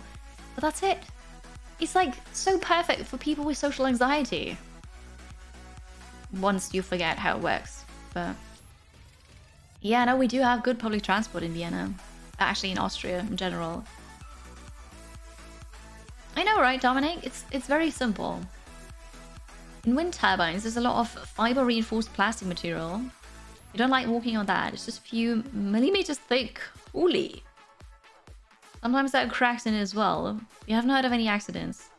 I suppose it's fine then, but I get that won't make you feel uneasy. yeah, I took an Uber and I'm very proud of it. I know it's stupid, but I'm very proud of it. And I went to Bellevue, which is another island in Seattle. And I went there because at Gamescom, I met Brannon, who's working for Microsoft and Xbox really, working on accessibility. And we realized while talking at Gamescom that Brannon is from Seattle and works there. So he invited me to a Microsoft tour, which was super cool. So I went to the Microsoft campus to get a tour. And that was awesome. That was really cool. I even got a visitor badge and everything. No, the Uber driver didn't try to talk to me. No, it was just the, hey, what's your name? And you want to go there? Okay, sure, let's go. That was it. Right, so I went there. I met up with Brannon. They've got a beautiful campus. It is very, very big. They're renovating it now and tearing down some buildings and building new ones so that it's more in one place, not as spread out as it is right now. There's lots of trees there, lots of green, lots of fire lane only things that look really funny to me. And that was really cool. The Xbox Research Studio D. They have outside, they have really nice places just to chill out. But funny story, here's a ramp. Because apparently a duck family settled down here, or at least visited for a while, and the little baby ducks couldn't get into the water. So somebody working for Microsoft worked together with, you know, somebody else from Microsoft, and they actually got a ramp here for the baby ducks, so that the ducklings could also get into the water. Isn't that cute? Accessibility doesn't stop with, you know, humans or games. It continues on to animals. Making that pond accessible. I love it. It's just so cute. It was so adorable. I loved it. And they even put a plate here explaining it. It's perfect. So Brannon treated me to a good lunch. And then we went to the visitor center first, where you get like a history of, hey, this is how Microsoft came into being. Duck jumping the ramp. Well, I don't think the ducklings could have done that. Yeah, Windows 95. That was my first Windows I used, I think.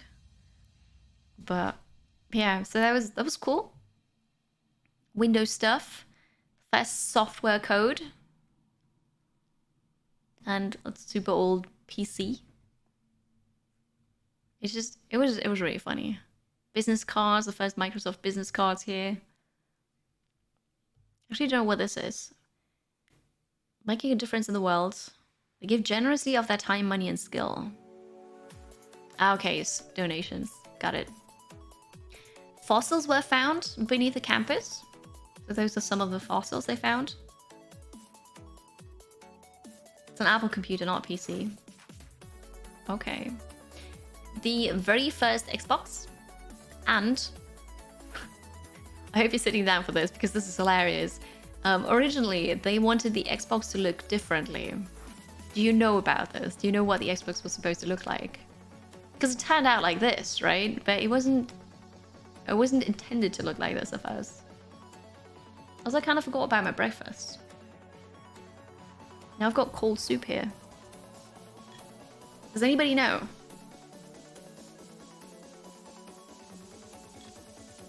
I don't have anything to drink anymore.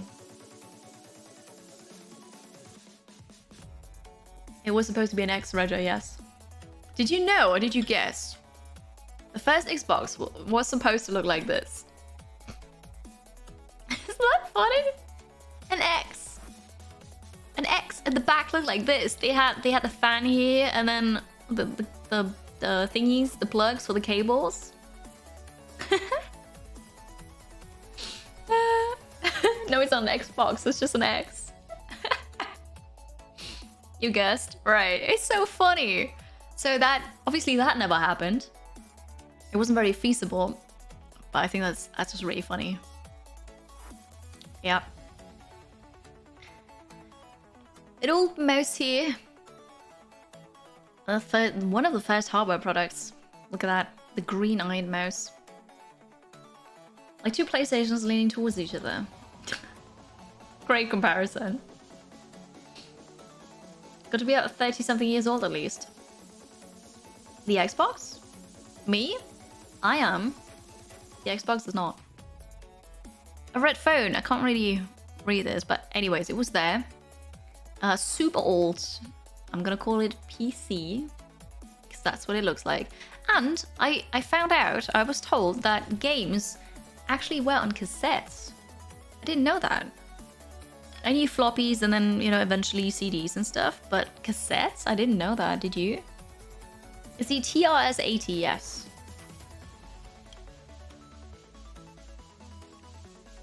You had a phone like that? My parents did too. Not in red, but yeah. Microsoft did make a card for the Apple II. It could run a Z80 software. I don't even know what that means.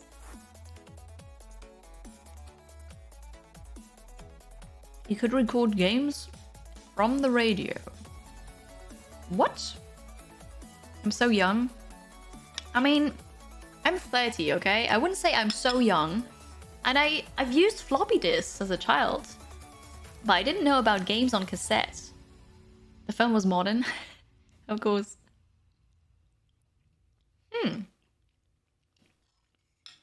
Alright, cool. I honestly didn't know. So I learned something. Picture of the first people at Microsoft. I make you feel old. Well, I'm sorry. Oops. Games on cassette sound weird. I agree. It does sound weird. An Altair 8800 computer with all those switches. I would have loved to just flick all the switches, but it's behind glass. You're not allowed to touch it. Tapes are still used today. Not for games. All the first-gen computers use cassettes. I had no idea. Cartridges I knew of, but cassettes? I thought that was only for music. Well, I learned something. You have a computer like that at work? Do you actually use it still? Okay, this is super cool. Very modern, but if you've got a Surface, then there is the adaptive kit to make it more accessible. So there are stickers with like a haptic profile on it. And you can put the stickers on your keyboard or on the side to indicate this is where USB goes, this is where the charger goes. And it's so cool.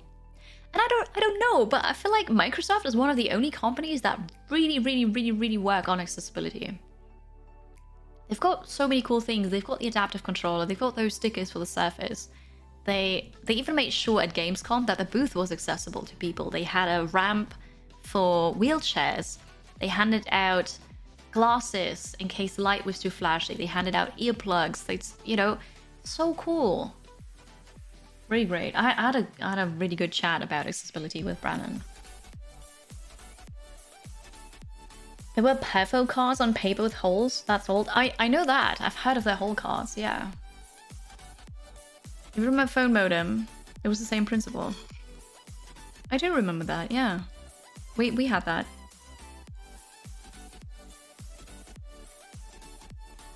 There's good other things too. And one of the first companies to add pronouns to the corporate email accounts. That's amazing.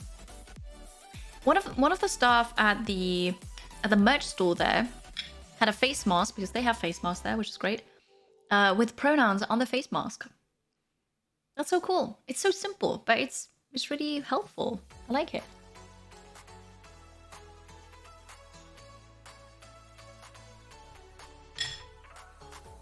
There we go. The adaptive controller. Really nice. It's just... Why not have it, right? So cool. Microsoft. What was that? The first patent, right? This is... Oh, supporting diversity and inclusion. That's what it says. And they really do. So Microsoft seems like a really cool company to work at.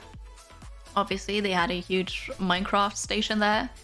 Game Pass. of course, is the adaptive controller plugged into a PC. You have that joystick on your shelf? That's awesome. And then we went outside again. We basically went through several of the studios, not all of them, I suppose, but we went through lots of the studios because Microsoft also has a huge art collection there.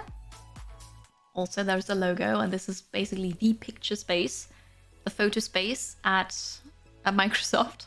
So obviously I had to go there too. And then we looked at this, dioramas of games, and it was so detailed. This is really cool. This is what they used apparently for a trailer, to film a trailer. I'm not sure what it was. Was it Halo? I kind of forgot what game it was. Ah. Oh, I see. Issue Event Horizon. I didn't know that. So that looked really cool. What game is it? Does anybody know?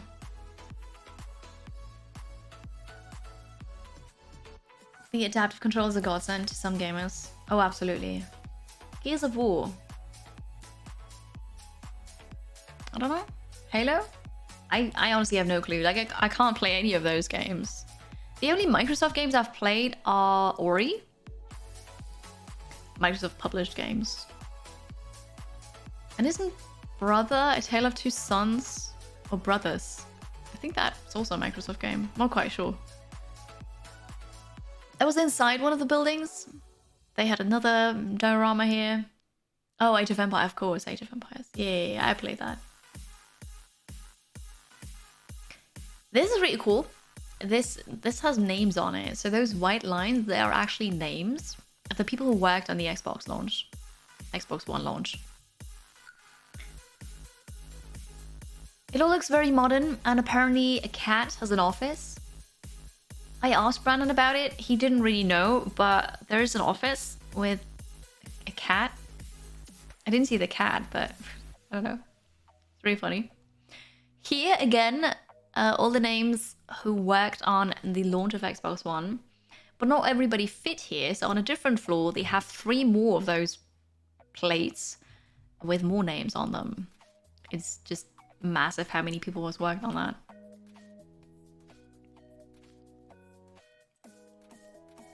If you have a walkie on the same frequency as your RC car, you could hear and record your driving.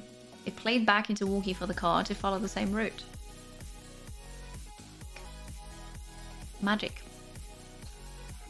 Magic. The elevators have really cool prints on them. You've got Minecraft Dungeons, Ori and the Will of the Wisps, and Gear Tactics. Look really cool. It was just all very, very modern, very clean, open, inviting, and then outside you have this really nice landscapes there. You can sit down everywhere, really. You can play sports in your break if you'd like. So there's basketball court, I suppose, a football one as well. And then you've got art inside. Because why not have a huge elephant inside your office building? There was a vinyl wave. That looked cool. And I'm alright, Reza. I'm alright. I want to finish with the photos before taking a break.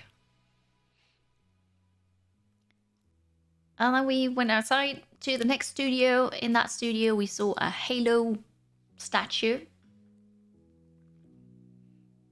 And then outside again. This is the bar that they've got there on campus, and it's the only bar that serves alcohol. There's a story behind this. It was meant to serve alcohol all day long, but then the higher ups said no, we can't do that. There's not going to be any alcohol on campus. But then the staff revolted, so they compromised to having this one spot that serves alcohol in the afternoon. And Brandon said that it's always packed.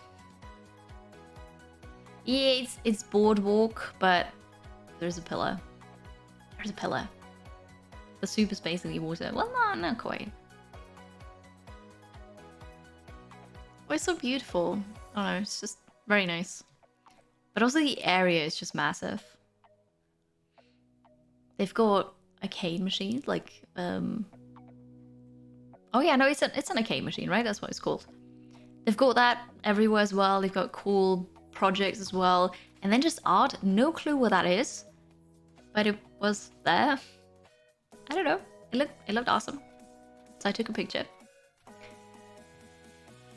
And then you have this forest here too. So, you know, if you'd like to go for a run in your break, you could do that as well. You've got emergency pillars everywhere. I don't think I took a photo of one, but you've got emergency pillars here. So, I don't know, in case something happens in the forest, you can call for help. It's really nice. The bull walk is funnier. No, definitely. So after drinking a lot, you walk like a bull. Everything seemed very thoughtful. It's really cool. Oh god. That scared me. We're done. We're done. We made it back to the videos, but we've already seen those. Let me check. Because I showed you all the other pictures already. Actually, I haven't shown you this one yet. Me in the fish tank. Blind. I think Blind took that from the outside.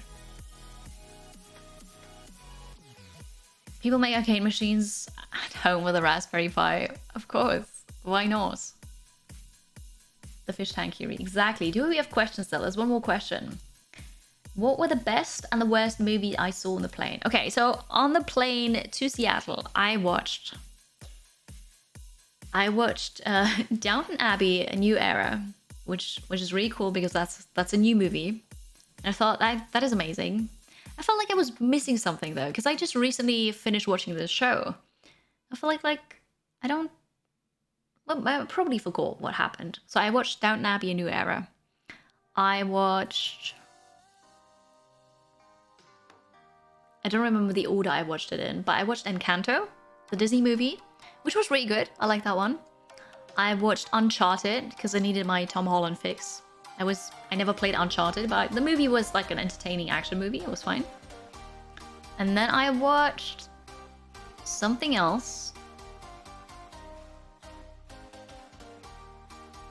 Uncharted was fine. Yeah, it was fine. Oh, I watched Top Gun Maverick. That was really cool. On the way back, I watched Downton Abbey because I realized that there are 2 movies. And that is the reason why I thought I missed something between the show and the movie, because there's actually another movie. So Curie difficulty. I watched the second movie first and then I watched the first movie. Great. Then I watched Coco, another Disney movie, and I found it extremely boring. I didn't like Coco at all. And then I started watching Ghostbusters Afterlife, but I got so tired I fell asleep. So that also wasn't very interesting. So I fell asleep during Ghostbusters. The best movie was...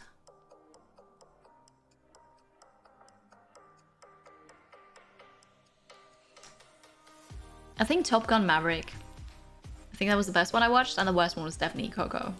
Because that was just plain boring. Accessible gaming is very important to you. It's great to see such big jump in accessibility options in games as well as controllers in the past few years. Absolutely, Ruti. Absolutely. Like, I don't need that kind of accessibility in games. But I do strongly advocate for it. I usually focus on simulation sickness because that is what is affecting me. And I feel like I can't really talk about other accessibility toppings because I don't experience them myself. But getting to talk to Brannon and then him showing me the controller and all the other things they do for people with disabilities, it is amazing how much help there is right now and what they're still working on. So I want to work together with him and possibly Microsoft to just, I don't know, spread the word, do some more, you know, help make games more accessible because, you know, I'm in the gaming industry, so that just makes sense. But absolutely. Super, super important. And a lot has changed. Brandon actually said that when he started at Microsoft, that was, I think he said 19 years ago, so like a long time ago. People were actually laughing at him because of accessibility in games. Like, come on, get real. But it has changed so much over the years and he's working a lot on it. other people too. So we're definitely going in the right direction, but there's so much more work that needs to be done, and then, hopefully I can help with that. That'd be good. We'll see. Oh, RGB. RGB gives you more performance, right? Of course it does. It is progress. It is progress, even if it's slow. But there is definitely progress. Yeah, so that was, 3.5 hours of me talking about my experience.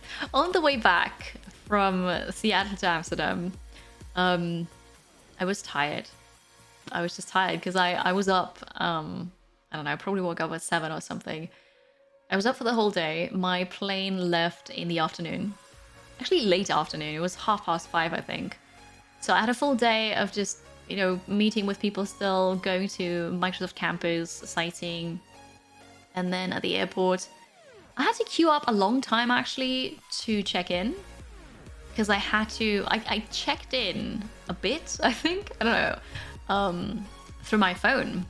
But they still told me that I didn't get a boarding pass, and they still told me to go to the counter and just check in again. So I had to queue up for a long time. Security was super quick though. And then the plane ride, at that time I was already awake for such a long time. So I took a couple power naps on the plane, and then I had almost 5 hours to kill in Amsterdam. But the flight had a bit of a delay, so it wasn't that bad. And then, in Amsterdam you have to go through security again, and so on. I worked a bit. I just walked around because after being on a plane for 10 hours, I just took a walk at the airport because it's a big airport. So the 5 hours actually, they went past relatively quickly. And then it was just another short 2-hour flight, not even 2-hour flight, to Vienna. But something really funny happened, and some of you already know that. At Seattle airport, my friend texted me and I was asking how long I'm still going to be in the US for. And this friend spent several months in the US doing the Pacific Crest Trail. So he started in Mexico and went by foot all the way up to Seattle. Crazy, but he's that kind of person. I don't know. So he did that. And when I arrived in Seattle, he had just left because there were wildfires in Oregon. So he basically skipped the Oregon part, went to Seattle, finished the trail, and then once he was done with that and the wildfires were over, he went back down to Oregon to finish that part that he missed earlier. So I arrived in Seattle and he had just left, which was a bit of a shame. But then at the airport, I told him I'm just waiting at the airport flying home. And he said, no way. He's at the airport in Portland. I actually don't know where that is. Maybe I'm going to look that up now. He was waiting at the airport in Portland, waiting for his flight home. That is in Oregon. I see. Wait, there's also Vancouver in Oregon. Oh yeah, it's not too far away from each other. It looks like a couple hours of drive. Anyway, so he was at the airport in Portland. I was at the airport in Seattle. He was flying over London. I was flying over Amsterdam. But our planes arrived within 15 minutes of each other in Vienna. What are the chances? That was hilarious. So I asked him to wait for me. My flight was slightly delayed, but I didn't have a suitcase, so he waited for his suitcase. And then we met in Vienna at the baggage claim, and I haven't seen him in months. And it's just, you can't plan this. It is so funny.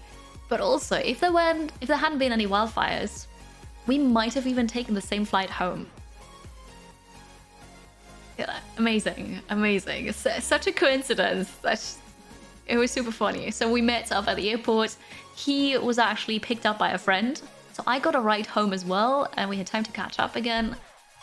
It was great. It was really funny though. Like, how does that happen? It's great. That's amazing, Ruthie. I'm very happy for you. Vancouver. Of course. No, that's exactly what I said. There is a Vancouver in Oregon. Anyone count at which picture we are? This is the last one. The last one. Hi, Weetabix. Now the area near Seattle is on fire. Yeah, I heard. Those Wi-Fis are so bad. Oh, thanks, Mum. I'm glad you watched this and listened to it. And it was good. I had such an amazing time. Thank you again to Intel for sponsoring that trip, paying for everything. I had an amazing time. It was so cool. I'm so happy I got to go there, because otherwise I wouldn't have done it. It would have been too expensive. It wouldn't have not been feasible. And also I would have been too tired to travel, but since it was a paid trip, I thought, you know, I can't resist that. I am resisting the San Diego trip now, but that's, you know, it's okay. But that was absolutely amazing. I hope to do more of these trips in the future. Soon, TM. It was really good. It was an amazing trip, yes. Wait, there's one more question. There's one more question. I guess the Valve trip didn't happen then, or you sworn to secrecy. Sadly, it didn't happen. So the one viewer who's working at Valve asked in the company about a tour.